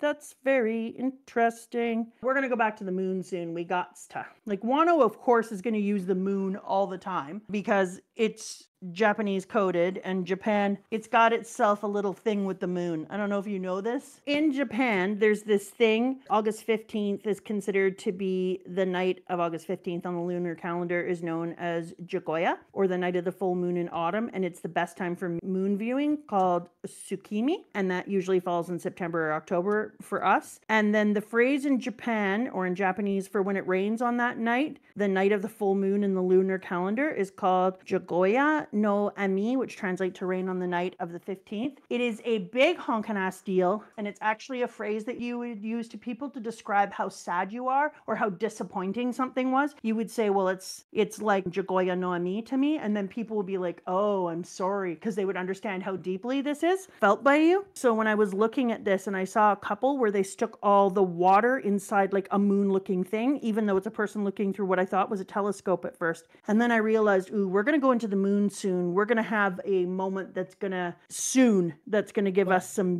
big ass saddy feels, and I'm not here for it. So I'm hoping it's not the next. There is one arc left, and it's 60 plus chapters already. Because we're going to have, remember I told you, oh no, Oda put Eminem back in the panels. So we're going to have a Eminem moment soon is what I'm thinking. Because when I was looking at these panels, I was like, ooh, that looks like clouds over a full moon. I feel like he's trying to give us those feels that he's trying to warn people that we're coming into a Jogoya no Ami. Okay. Whoa. Let's move forward. We're moving through the party. We're not talking about what people do. It's kind of like Vegas at these parties. You just let them have their moment. Yeah, like they're amazing to sit there and read, but they aren't talk about out loud things. I like that Wano will remain impregnable. They must have changed tactics. That's the one. In response to the situation, someone over there is very shrewd. They called Momo shrewd. Hey, look, he acted in a cunning moment of brilliant leadership, just like Kinemon before him. Yeah. I was just like, no, get over yourself. Momo's not shrewd. Then they were like, now there is no means of sending a major force to occupy the nation, but at least you will bring back Nico Robin, yes? And then he's like, without fail. Want no secret? If you try to bring back Robin, I will hunt you down and I'll peel your skin off like a grape, and then I'll spear you and dip you in melted, heated sugar. And then you will be a delicious treat for everyone to take a bite out of. That's all I have to say about that. Moving on. Everybody parties and they drink the booze. Yes. And they go inside of the party and they have fun and they have baths together. And then everybody sees boobies and Yamato is like, well, I'm a boy, so I'm here. And then they're like, I'm uncomfortable with that. I feel like everyone else was comfortable with it except for Sanji. It wasn't Sanji. Sanji was. Well, where is Sanji Sanji? seemed pervy about it. I think everyone else seemed to be pretty normal. Sanji is there. falling backwards with blood spurting out of his nose is what's taking place. He was not chill. But it's Momo who's not chill. Momo's the one who's, Yamamoto, what are you doing? No, that makes sense. And Yamamoto is just like, I'm bathing, you perv. Get over your little self. I also feel as though Momo, one of the hardest things to deal with may just be, imagine suddenly having an adult libido as an 8-year-old. That's horrific. Like, we're not going to get into it beyond that because it's awful. That's what I said. That's horror. That's a lot to process at once in the body. Your body will do things that you're like, what? Ew, no. Yeah, no, it's incredibly uncomfortable. Ugh. And Kiku got to go to the women's bath. Have a good trans rights, Oda says. I really love that he's like, the last message sent out by Cypher Pole after they vanished in Wano was it's bigmom's ship. I won't let them manipulate this narrative. The moments like these, when the world is in flux, the straight facts are the most fascinating news there is. And then this is what he does.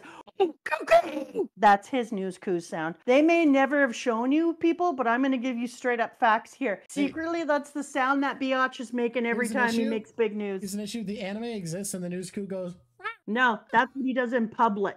You don't see the behind the scenes. Of course. I don't know. The behind the scenes news coup. I am totally here for the fact that Monkey is now an emperor. But if I'm going to be honest, wow, that happened quickly. It feels deserved, though. And also, did it happen quickly? This is 24 years into publication. I mean, for you, God, this has been less than a year for me. We just roofed into here. I'm going to finish this before a year is up, clean and easy. And if I'd been reading it on my own, I would have been done in a month. You would not have been done in a month. You're forgetting how long this was and how many days you've binged. All right, you know what? When we're done this, I'm just going to read it beginning to end and see how fast it takes me. That's insane. Don't do that to yourself. I'm moving on. This person that I hate who uses his powers regrowing, I like that he came, even though he's a piece of shit and sucks everyone's life out of them. Because as he walks, he fills the wide world of shitty Wano with really, really good flower power. And they need it. And they need trees. They just do. His face looks like someone, and I'm trying to figure out what famous person he looks like. You're never going to guess this, but he's another famous Japanese actor. I was really thrilled for Momo to get to fight him with everyone else. Like, they realize that they need to pick up and fight because you can't always have the big guys with you. I thought that was pretty cool. Do you want to know what I was really not thrilled with? Was that? Shanks deciding to leave and go find the One Piece instead of seeing Luffy Luferson first. He said he'll meet him soon. He's not at the pinnacle yet. He's like, you're not there yet, kid. Okay? Now I know they're going to meet closer to getting the One Piece. I need you to think about something. At this point, when you say, well, now I know, what's so cool about that is you're going to say that, and the thing I've said couldn't possibly be giving you a spoiler because you're almost caught up and almost none of the stuff you're predicting is going to have happened yet. So now I think that he's setting himself up in the way that he wants to be in position for Luffy at the One Piece. Like, he's like, let's go get us the One Piece, but I don't think he wants it. I think that Shanks really understands who Luffy is, and I think that Shanks understands the prophecy, and Red Hair Shanks has decided that he is going to put himself in the right position to be the right kind of aide. I think he's going to get killed by Blackbeard. I hate it when you talk about that. You know what's so hard about being a Blackbeard fan? Is that you hate the things he does, but you like him.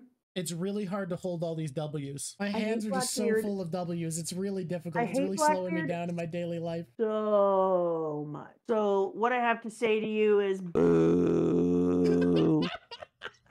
The whole Sabo thing, like, I hope he didn't kill him. It makes me sad. Sabo, aw. Saying it's the opposite of being a Sanji fan is real though, because we're both Sanji fans. I, as a character, love Sanji, right? You're not a character, but you love the character Sanji. I'm here with you. There is no Sanji fan who endorses everything he's done. No, I don't. If you're a Sanji fan, you just have to have some L's because he's done some stuff you think is not respectable. Yeah, and you know why. Yeah. I love the design of Wano. It's so pretty. It's wild. I actually think environment design is one of the only things I don't like about the next arc, and most people love it, so I think you're going to love it, but I will get into Why do you think I'm going to love it if you don't love it? We have different tastes. Mostly because most people really love the visual design in the next arc. I love the Shanks question when he says, "Are you that afraid of the new era?" Shanks. I just love that Shanks. The Supreme King Hockey. Who's doing that? The red-haired pirates. Are you nearby? Stop. Yeah, that's right, you little whiny bitch. Sorry, Luffy, I can't come see you. I was just here to promote my movie. Have this panel of my daughter from the movie. Let me just quickly say this. Shrivel up, little tree boy, and move away. All you are is a sprout in the world of oaks. Moving on. It's pretty good. It's pretty poetic. Oh, thank you. Sometimes I don't just talk about peeling people's skin off. I go in other directions. This is what I want to talk about, and this is what I'm going to talk about. I'm not going to talk about the fact that I read chapters 1058 and 1059. Yeah. Because in my defense, me and old Jim were talking, and we decided to get the heck out of Dodge together. So I feel good about it. Can I tell you how happy I am to hear you say "in my defense" again? Because it's been a while since you've gotten to read ahead. I'm so excited I got to read ahead. People are all like, "Don't read ahead.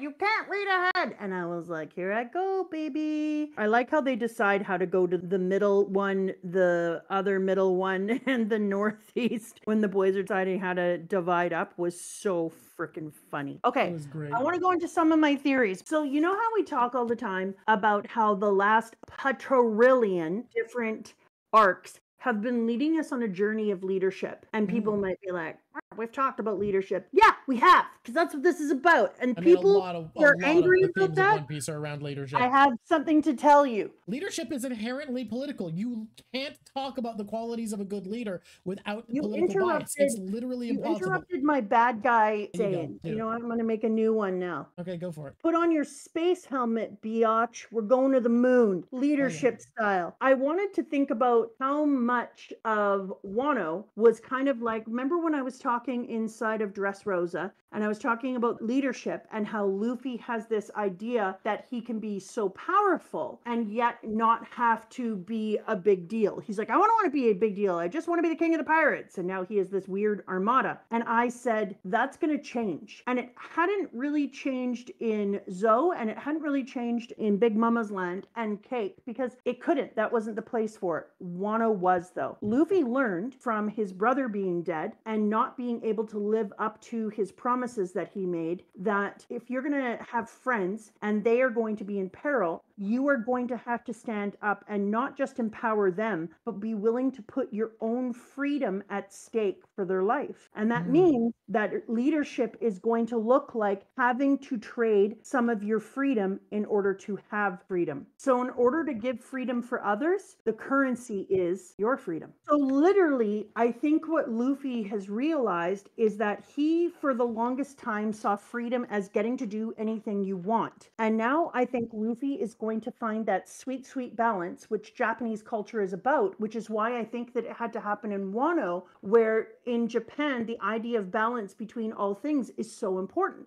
Because now Luffy has learned, I don't have to lose freedom if freedom is inside me always. And if I choose to do the thing I'm doing, even when that thing is something I have to do, it changes the perspective and it gives me freedom within it. Oh shit. And then finding agency and choice within anything, even if it is in theory obligation. Exactly. Which is where the transformation from Gear 4th about seriousness, dedication, sacrifice, and commitment into Gear 5th, which is about freedom to act. Oh, go. Exactly. Yes. Which is why it's a new era for him. It's his new dawn. And so I think he understands that responsibility comes with freedom. That in order to have leadership, you have to take responsibility for the well-being of others. He saw that with Tomo. He saw that with all the people who had eaten the smile fruit in the town and all the people who had given up their lives and come 20 years ahead. And with Momo having to give up on his dreams and stop being a child. He saw that you have to take personal responsibility for things in order to have freedom for yourself and others. And so even though he values freedom, he recognizes that you have to prioritize the needs and freedom of others over yourself. So in order to still have freedom, you have to find the freedom inside. And then he's seen that when you inspire others, that's important because you're motivating them to have their own unwavering belief in freedom and justice. And he's encouraging the people of Wano to rise against the oppression. And he teaches them because he understands that's part of his responsibility, is to teach them how to long for freedom. There is a saying that I love that I'm trying to remember who wrote it, but if you want to teach people to build a boat, you don't just teach them how to cut the pieces, measure, and put them together. You teach them to long for the endless cycles of the sea. Because if you teach people to properly long for freedom and to long for it and then put it into action, then you are giving them the chance to actualize and have autonomy over their freedom and their responsibilities. He teaches people in his inspiration. He also trusts them then, and he delegates in a really big way. And so then we see this when he says things like, Kaido says, you're going to need to worry about what's going on beneath because we have a fire and da-da-da. And Luffy literally says, no, my people got that. The only thing I have to do is beat you. Because Luffy believes 100% that within leadership and taking responsibility, part of that responsibility is trusting in the inspiration and the responsibility of others. And he realizes how responsibility is so important now because he realizes that his crew and all of those people took the responsibility to fight the fight below while he fought the fight below. And so when he sees that, he realizes how important it is to have that responsibility and take it seriously, because otherwise you don't have trust amongst yourselves, and without trust you can't work together towards having freedom. So then he also learned to have more empathy and understanding. Like, you look at the way he deepens his empathy for the people of Wano. He realizes the struggle they've been under and that it isn't just a matter of wanting to do better, it's a matter of not having the energy to do better if the only thing you're eating is a tiny little bowl of millet and that rice would have been a treat on your birthday. He understands that not everyone will have the strength to fight if they're too small, if they've been pulled down. And so he understands empathy at a better level, which makes him a better leader. And then he understands that you have to have a balance between your strength and compassion. And so he starts to fight fiercely against enemies, but shows kindness and support to his friends in a new way like he never has before. And he took Momo on as his responsibility and kept pushing him in a direction that at first just felt unhinged, until you realize he literally was trying to build a leader in Momo, and he was taking all of the compressed things that he'd been taught over a long period and parsing them out to Momo in big bites, because he's like, you don't have time to do this in the way you should have. And then he has the courage for freedom. And then he realizes that he is going to need to have the courage for his own freedom and the freedom of others, even against all overwhelming odds. And so when I saw this, I realized that Wano is the place where Luffy was taught the balance of freedom, and that you can't just go out into the world saying that you don't want to be a big deal. You don't want to take responsibility for people, because responsibility is necessary for true freedom. And if you're going to claim friendship, and if you're going to claim love for others and empathy, then you have a responsibility to help them find freedom with you. Otherwise, you'll never be free in your heart. And that's why he does what he does. You talking about Luffy finding freedom within himself has made me realize something very cool. Hyogoro taught him flow in more ways than one. He didn't just teach him flow in the sense of hockey as a flowing thing, but of an approach of going with the flow, as he was the instigation in, hey, Big Mom showed up and you want to be afraid right now? Our training's not done. This is an opportunity. Changing his own perspective to make it his choice, to take take control of a situation as an entirely internal decision. That's so cool. Yeah. But another thing that I've realized now is I feel like we've both gotten a lot of flack for our take on Whitebeard. And let's both be frank right now. Both of us love Whitebeard, right? Yeah. The place I've gotten flack is for talking about how Whitebeard made his crew weaker by making them bow to him and live for him as his family instead of building them up as their own people, even though he believed in them. Never saying he doesn't, just that is how he got people to join his crew. You've gotten flack for saying the way he protected Fishman Island was too paternalistic. I think we highlighted, without realizing it, in two different places, the issue with Whitebeard's approach, despite being a good man, is that the way he is kind is paternalistic, whereas Luffy's kindness is about building people up. Guys, Luffy has 3 territories, okay? Luffy has claimed 3 territories. Each of them have protectors who weren't their protector beforehand. Shirahoshi has been built up by Luffy into someone who can protect Fishman Island. Luffy took a back seat during the Dressrosa saga, but his crew built up figures like Viola and Kiros to be defenders when they couldn't be beforehand. And in Wano, Luffy has built up Momonosuke, has built up, to my broken heart, Yamato, who isn't going with them as a crew member. Yes. Unironically crushed about it. Built up all of these people as defenders to protect this. All of the places he's taken as emperors, where his flag is not a statement of, I'll kick your ass if you mess with these people. It's, I have made this my crew by building them up and making their country stronger. By having them be involved in the defense and salvation of their islands, they are all made stronger. Each of them has been made stronger by Luffy's involvement in their life. And I don't think that's true of Whitebeard's territories. I literally have a whole take on him giving Momo, like I have 6 strong points on him giving Momo the flag. Because of how much that's true. His flag is not a mark of, I am your protector, I am the one in charge. It's a mark of, I trust these people, know that they can handle themselves, and if I need to, I will help them. Yeah, we'll go into that in a minute. Can I just address something? Wano, I'm never saying he's supposed to be the big leader of Wano. No. This is Luffy's leadership role that he is learning to take. He said when he was in Dressrosa, he didn't want to be a leader. He just wanted to be the king of the pirates. And we've been talking about Luffy and other people as leaders for a long time. This is his growth arc. Of course, the leaders of Mono are Kinemon and Momo. That's just very basically true. But Luffy is a different, bigger leader by far, because he's going to be king of the pirates. But I think he is the leader in a different way. I think if he ever needed their help, they would come to his aid. That's a symbol of protection. Part of that force. But it's not just a symbol of protection, his flag. It's also, the Straw Hat flag is also unity. So it's also kind of this moment where they're saying, we're friends and we stand together. And then it's empowerment and trust, because he's saying to Momonosuke, I trust you, that together we were here. I saw what it took to win this place back. I helped win this place back. Without me, it wouldn't be in your hands, but I trust you to keep it. And I know that this is your birthright. And I trust you to believe in people and to keep a free country with fed people. I want to make a clarification, which is I don't think Luffy has ever been someone who seems to think of birthright as a concept, but he gives respect to people for the work they put in for what they see as their birthright. He thinks Momo has earned his birthright now. Like, he didn't treat him with any respect until he started to deserve it. I agree. And I think now Luffy is saying that he understands that leadership supports and makes freedom. Luffy is leading here.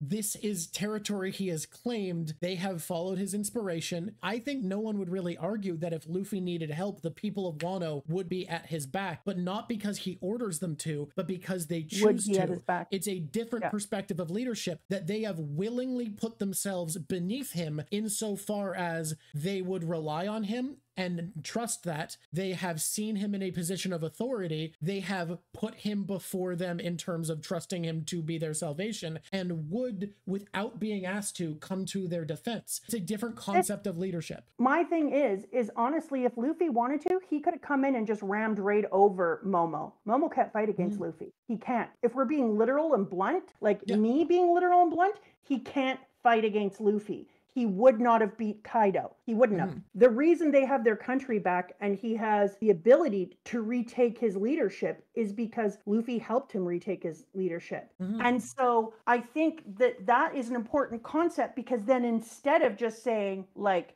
I'm in charge, I think what Luffy did instead is say, like, obviously we did that together, and I'm equally grateful to you for giving me the opportunity to have this fight, and for giving me the opportunity to become stronger through this fight. But the leadership I'm talking about isn't the leadership on Wano. It's the leadership in the larger world and Luffy's change in leadership. I'm talking about him now as king of the pirates. Leader of the Straw Hat Armada. Yeah, he the was Straw Hat Grand trying Fleet. to sit there and sit back and not be a real leader and think that he could just faff about the world and just be the king of the pirates. And I think because of Wano and because of what he's learned in Wano, he knows he can't do that anymore. He just can't. He's understood that there is a link between freedom, responsibility, and leadership, period. And he's different now. The difference, because I really want to get something across that I think we might be missing. To note the growth, Luffy claims Fishman Island because they say they need it. They are like, hey, we really need protection. And he's like, fine, I'll claim this island. We're done with Big Mom. He does it because he has to. He claims Dressrosa because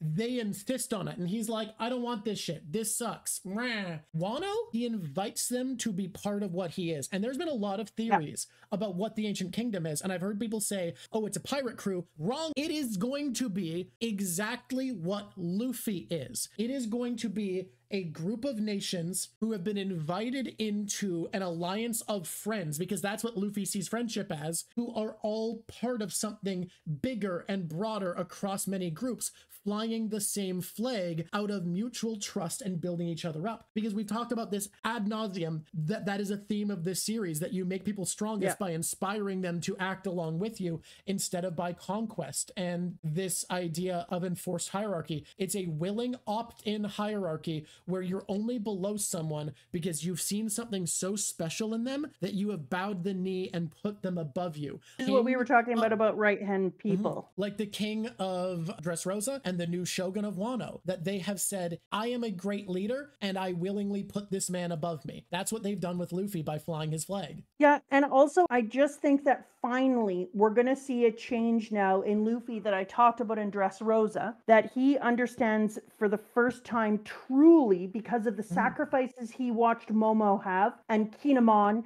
and all of the Red Scabbards, and because of the way that people put their body, hearts, and soul into this, he finally understands that real freedom isn't his personal liberty. It's about taking responsibility for others and leading with empathy, strength, so that you can lift everybody up into freedom. And so I think he finally understands, and we're going to get to see him take a little more leadership with the Armada and bring his Armada in, because I think he really understands for the first time that freedom isn't about fapping about having freedom for yourself. Freedom is about knowing that others will drink clean water and eat good food and have the freedom to make their own decisions and to protect themselves and to stand up for others. I really feel that before this arc, as I've said time and again, his idea of freedom and his idea of leadership were really, truly juvenile. Now he has a really more grown sense of what freedom is going to mean to him as a leader. A lot of people are saying things like, but he sees them as his friends. Yes, but what people aren't understanding is Luffy doesn't get to define everything. And we'll talk more about this in the One Piece's political series, which we've done a lot of planning for. Yeah. But when Luffy says, I don't want to be a hero, people use that to mean, okay, Luffy's not a hero. No, Luffy is a hero because every single person sees him as a hero. They don't know he gave a speech about that he wants the meat. Luffy is a leader. Why? Well, because if the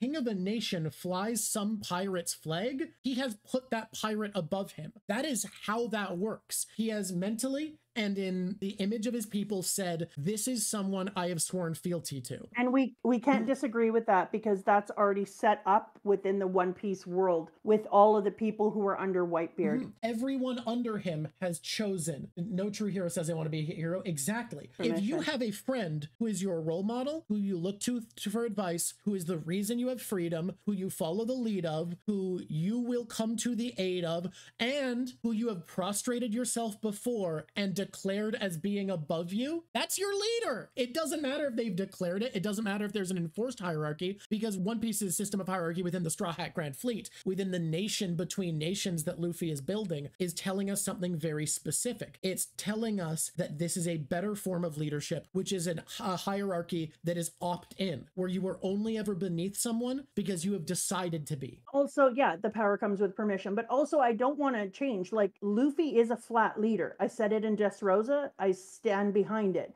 Wherever Luffy is in the world, he's not sitting on a throne waiting for people to fight with him. He's fighting. He's fighting first. He leads by example. Leroy Jenkins every fight. And so it's a flat army where Luffy is part of things. But even like, take Wano aside, it is what it is. Like, it's the same thing with Whitebeard and all the other pirates who took places under their wing. But Whitebeard would be like, oh, I'm sorry, broken people. Let me take you under my wing to fix you and protect you. You can continue to be weak under here. Whereas when Luffy hands somebody a flag, he says, we in this together. If you really need us and you fought your ass off, we'll come back. But honestly, if I really need you, you come out for me. And everyone's like, yeah, we're here for each other. High five. I understand why there'd be confusion between the two, but it's entirely different than servant leadership. They have seen a man so great that they have accepted that he will be above them because they want that to be the case. They also, want if they to wanted be to not fly his following flag, Monkey D. he'd Luffy. be like, that's cool. That doesn't change our friendship. It doesn't change anything. I understand. If you don't want to fly the flag, who cares? Like, this is a thing that you do by choice. If you don't feel like doing it, then it's not for you. Oda's done it over so many damn years. And so over the last little while, he's really highlighted it. And it was really important to me to pay homage to what Oda has done. And when I looked at how the world structure was, like when I looked at Emu and how he has to have celestial dragons because he has a control and power structure where they represent the ruling class and the elite. They need to exist. He has to maintain the position, so there's hierarchical structure. Meanwhile, Luffy is like, I want the opposite of that. I want people willing to stand up on their own and be their own thing, be their own leaders, not need my help. But I want to offer my flag and friendship so that people know that if they do need it, I am here for them. I've had another thought, which is, I think the reason why we all love Whitebeard and why he comes across so good, but I think you can find all these faults, is Whitebeard is meant to represent, this is kind of the best you can do without reimagining how things are supposed to be. Maybe, yeah. Like, without reinventing the system that you're in, without a different approach to how this is about as good as you can do, which is why Whitebeard is a good man doing good and raising his crew well, but there are limits to what that approach can accomplish. Something that is important, I think, to note if we're going to do this is we looked at feudal Japan in Wano and what happened in feudal Japan during the Edo period, 1603. In Wano, that's samurai culture, home to all the different samurais, Kinemon, Kozuki Oden, etc. And then we looked at the shogunate system and we compared the two of those. But I think what was really interesting is it showed that when we went in, we moved from Tokugawa Bafuku period in Japan and we went to the Meiji Restoration, that it didn't just do one thing, it did two things, because the Tokugawa Bafuku took power away from the ruling class and from the emperors and moved it into the hands of the shogun, well, the Tokugawa, and turned it into a different thing. So I think it's really interesting because we saw that exact same thing happen here, that in Wano taking back over from this system, they're hoping to both modernize and maintain better cultural roots. So at the same time as it modernized in Japan during the Meiji Restoration, it also brought back traditional cultural roots of Amaterasu and Emperor Divine Right to Rule. It just changed what that looked like and also worked about having equal constitutions and other pieces. And so that's why I thought it was really, really cool to watch Wano and watch him have that whole conversation about how you become part of the world, because you can see why Japan is worried that they would lose some of the things that made them Japanese and have their culture thinned out. Like it is a scary thing to be in such a broadly connected world and watch that your culture is going to go away. There's nowhere else in the world that is Japan with this culture. So it was really interesting to watch how he showed that fear, and at the same time he showed how it was going to both deeply reconnect it to the roots of Wano as it modernized as well. So it was just like paralleled to real life Japan. Oh, I want to talk about that thing that I think I noticed. Okay, go for it. Also, I'm looking it up and I can't find any reference other than a 3D model someone made, not from the show or anything, of Kaido's dragon form having back legs, and most Asian dragons only have front legs, or at least a lot of them, not most. Well, the reason that I'm worried about, if I can just say things, I'm kind of trying to figure out where because he goes forward and back in time, before I forget, in Wano at the same time. So there's this idea I found one with back legs. I found an official figure with back legs, guys. It's Jover. It's Jover. There's this thing that happened in Japan called the Zaibatsu, where a company, say it's a ship company, the ship company would make the paint that went on the ship. They would make the bolts that went into the ship. They would make the metal. They would own the ore, the mining rights, the place where you got it. So one company would own literally every single thing that went into building that one ship. And in Japan, for a long time, there were a few companies that were Zaibatsu that had a complete stranglehold on different things, be they ships, be they anything. And it actually was made illegal. And it happened during the Meiji Restoration. And so I'm really looking forward, because you can see in here that Kaido kind of has this stronghold over them where they're making the fruit, and every single part of the fruit is done with inside of Wano, where they can keep it behind the curtains and put it outside. Not all of the fake devil fruit, because the fake devil fruit materials were made in Punk Hazard and Dressrosa, right? I know, but materials could have come from somewhere else, but they would always be filtered through the one company. Okay, I get you. You can't, there's places in the world that they couldn't have the things they needed to make stuff, but they would put it through the one company, and the company would have like the rights to that. And it's the same here. Nobody else was able to bring it in. And so I was watching him create the kind of the Zaibatsu, which is the Meiji Restoration at the time, but he was doing it in Tokugawa period, which was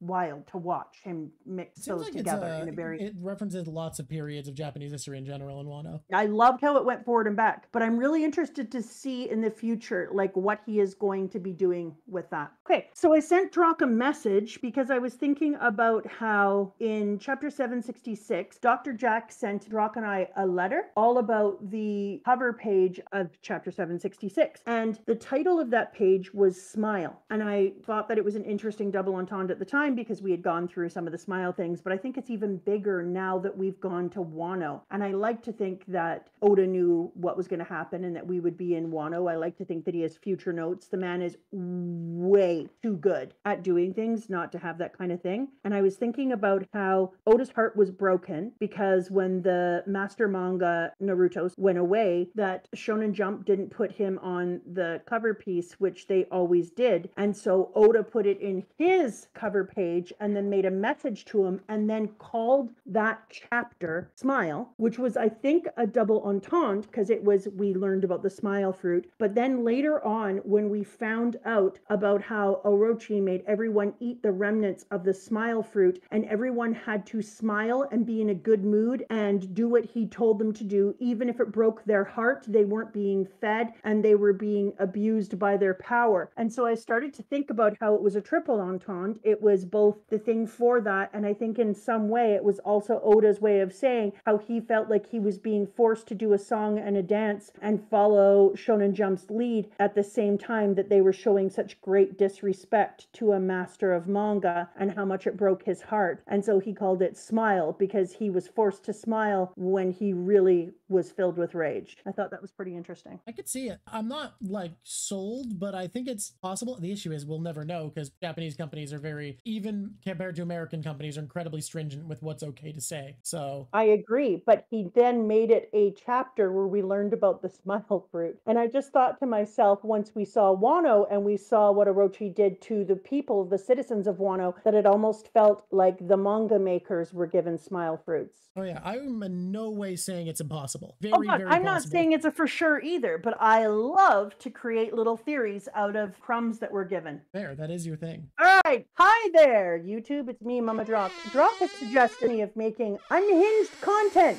How dare I? He has suggested it, and I disagree. So here's what I have to say. If you want to subscribe, lean your face in really close to the computer, hit it with your nose, then move your tongue down to press all, and blink hard on the like, but like before it starts, because you know you like it already. And if you're brand new here, consider subscribing. Why? Will it bring back more theater? Yes, obviously. It is the subscription of joy. If you're you're a rubber boy, subscribe. We're talking about you almost nonstop. This is the place that you should come for the content where we talk about you. That's all I have to say about that. Comment how hinged you think this is, scale 1 to 10. Dare you? 10 is very hinged. Look. Some people find pie disgusting. If you find pie is the most delicious and not the most awful, it's time to subscribe. It's so tasty I it's could the die. most delicious. Also, if you would like to send us letters or anything, we have a thing. Ooh, look at that address, so shiny. If we get to 100,000 subscribers, I know it seems like a long way off, but you know what? So is the moon, and we went there. It was a long way off. Drock and I are going to get matching tattoos. That's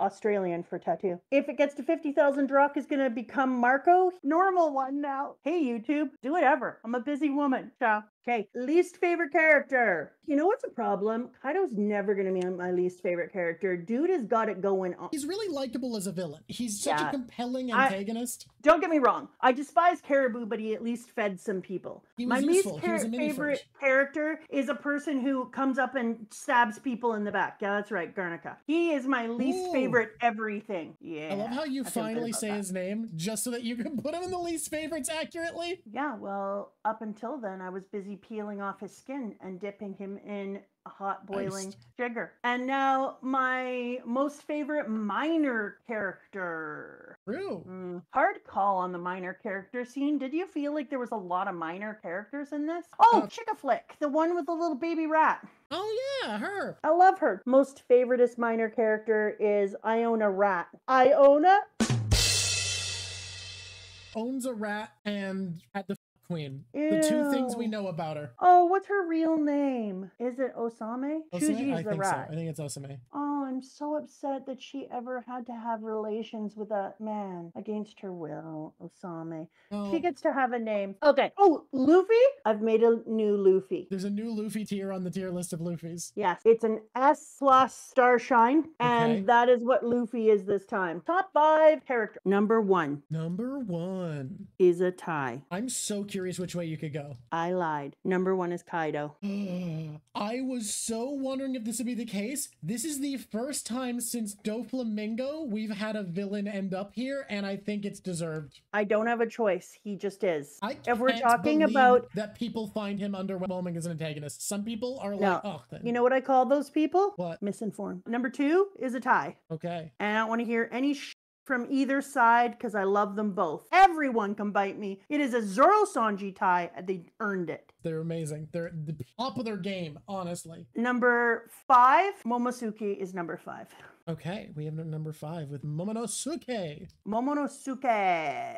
He had to free his mind and the rest will follow. And that's what happened. 4? No, 3. This is a really hard one. This is the culmination of a gigantic arc. Shit on a turkey. I don't care. I got to do this. I'm going to make 3. Yeah. Oh, McGill, you knew me. I'm going to make it a Law and Kid tie. Took down another damn emperor. They are punching each other on the podium right now. They are so upset to be sharing space. And what they can do is suck it. Kid's like, but Mama Drock, didn't you see that she wouldn't have fallen in the hole without my cool railgun? And Law's like, yeah, but then she would have called for help if not for me copying my mentor's devil fruit because I have a cheater's fruit. Exactly. And that's the same thing happening with Zoro and Sanji. So what's happening between 2 and 3 is just a lot of fighting.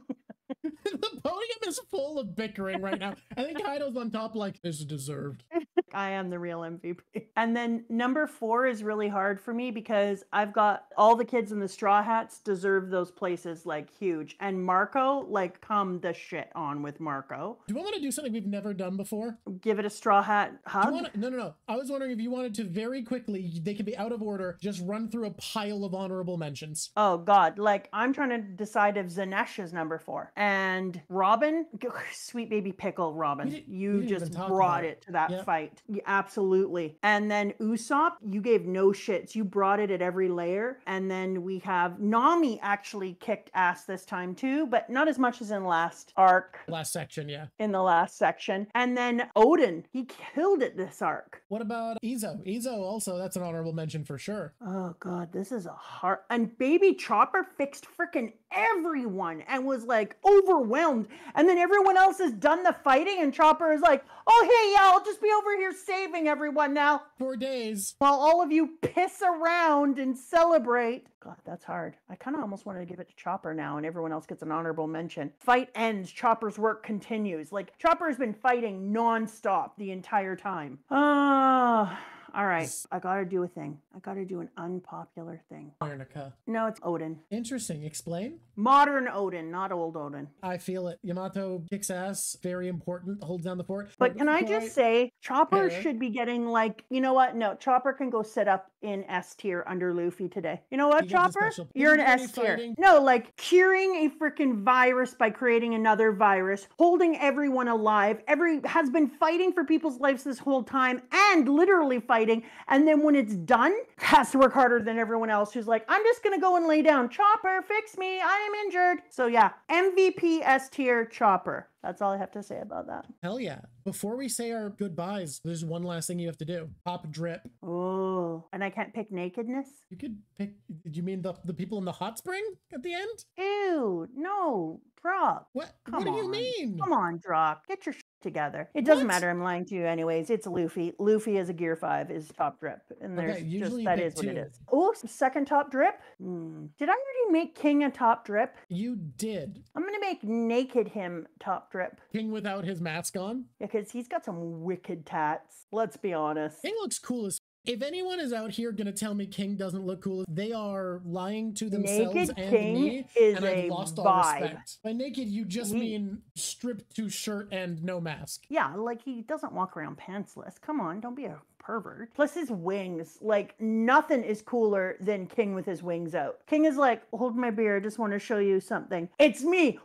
All right, squishies. I love you. I hate to leave you. Before we go, when does the cutaways end? 10,080 it is. In case I haven't said this recently, you have phenomenal design skills. This was a great idea. Since you brought this up, I'm just gonna say this quick. Okay. I think natural aptitude is definitely real, and it's not measured if you're doing visual arts where there's all these different aspects to art. Natural aptitude isn't measured in how good you are, because someone can be better than someone with far less natural aptitude. It's how easily you learn it. For me, I don't have natural aptitude in many parts of art, but composition I do, and the reason I say that is very specific. It's 2 things. I am better at composition than some of my friends who have done a lot of study on it, and I have done no study on composition ever at any point in my life, not even once. It's just something I've passively kind of picked up, and I find whatever you have natural aptitude for, you will passively pick up while working on other things. And the other reason for this is I can't teach composition, and I find there is no worse teacher for something than someone with natural aptitude for it, because they don't actually understand it, they just do it. It's why I really struggle to draw faces, and I mentioned that I used to be somewhat face blind, and it was only through years and years and years of most of my art practice being faces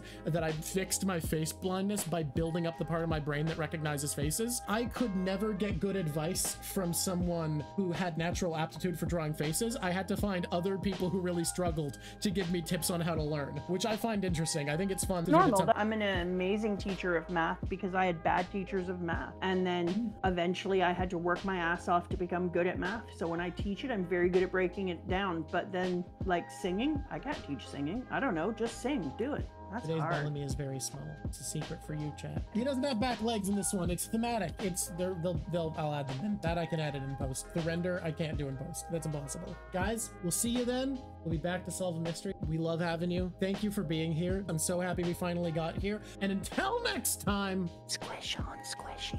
It's been lovely talking to you.